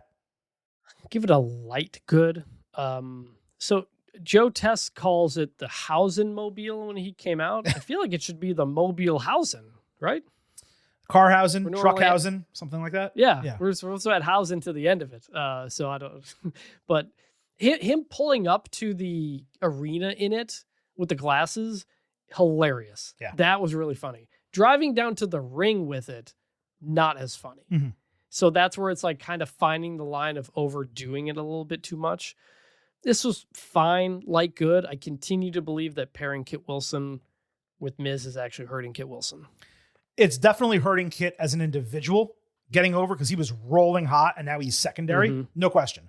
But I think it's working with the Danhausen, Miz, and Wilson, all three of them together, if that makes sense. So fair enough. All right, that wraps up everything that happened on WWE main roster television. Silver King also had the opportunity to watch not one, not two, but 3 episodes of AAA to catch up with this El Grande Americano storyline and everything else happening over there. I know Vintage has not seen any of that, so we are going to salute him and say thank you for your service on today's episode. Vintage will attempt to rejoin us. This Thursday, we have some additional WWE content to catch up on at the beginning of that episode where we will also discuss NXT and AEW. But Vintage, hope you have a great next couple of days, and I'll be talking to you soon. See ya. Okay, so quick breakdown of AAA. I know the episode has gone long, but this is very fast.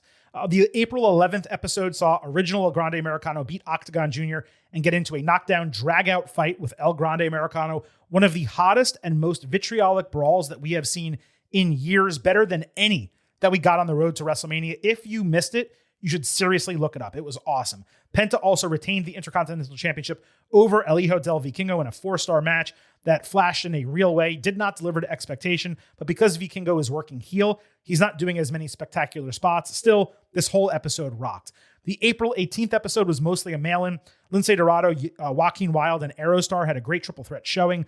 Ivar beat Psycho Clown in a singles match with Clown continuing his issues with Pagano. There's a faction split that seems to be happening with someone framing Pagano for attacking the other Psycho Circus members. It's kind of interesting. And then also Lola Vice and Mr. Iguana retained the mixed tag team titles, which begged the question, is it okay for an iguana puppet to hit a woman if the iguana puppet is female? The most notable part of this show was Dorian Roldan, head of El Ojo, asking his mother, Marcela Pena, who was the unestablished authority figure for AAA, to make him general manager of the brand. She said she would think about it for a week and reach a decision. The April 25th episode from this past Saturday saw Rey Fenix and La Parka beat Money Machine, who I've told you before I love as a tag team. La Parka had a really fun fake-out Frankensteiner where he instead leapt over the guy and the ring post for a ringside splash. You got to see that individual spot. Phoenix won with a Mexican muscle buster. He looked fantastic as usual. Catalina got a vlog-style video package about joining AAA and attending WrestleMania. It's clear that WWE are going to push her as the star of this division, probably the woman to end Flammer's record reign. El Hijo did Dr. Wagner Jr. and Laredo Kid had a real fun match with some crazy spots from Laredo, who's 39 years old, yet in my opinion, perhaps the most underrated luchador right now. His matches have been consistently great in AAA. He did a 450 off the ring apron and then took a body slam off the ring apron. He bounced off the mat. I have never seen that before. Wagner hit best moonsault ever and won with the Wagner driver, beating the long-term champion while a champion himself. Not entirely sure why this match happened. It was a lose-lose situation. You have 2 champions fighting. One of them has to be defeated. It was a little bit weird. Phoenix tried to pick Laredo's head up later, but he called Ray jealous and said he's not a champion like his brother. Would make a lot of sense for Phoenix to be the one to end Laredo Kid's reign. Pena on that week's show announced AAA will indeed have a general manager, but not necessarily her son. She will decide over the next month. And lastly, El Grande Americano teamed with Tejano Jr., a 2-time mega champion who returned from a 5-year retirement to beat Tejano's old rival El Mesias and Mecha Wolf. The key was original getting heat by attacking the massive babyface Tejano after El Grande departed, basically tapping him out in an ankle lock.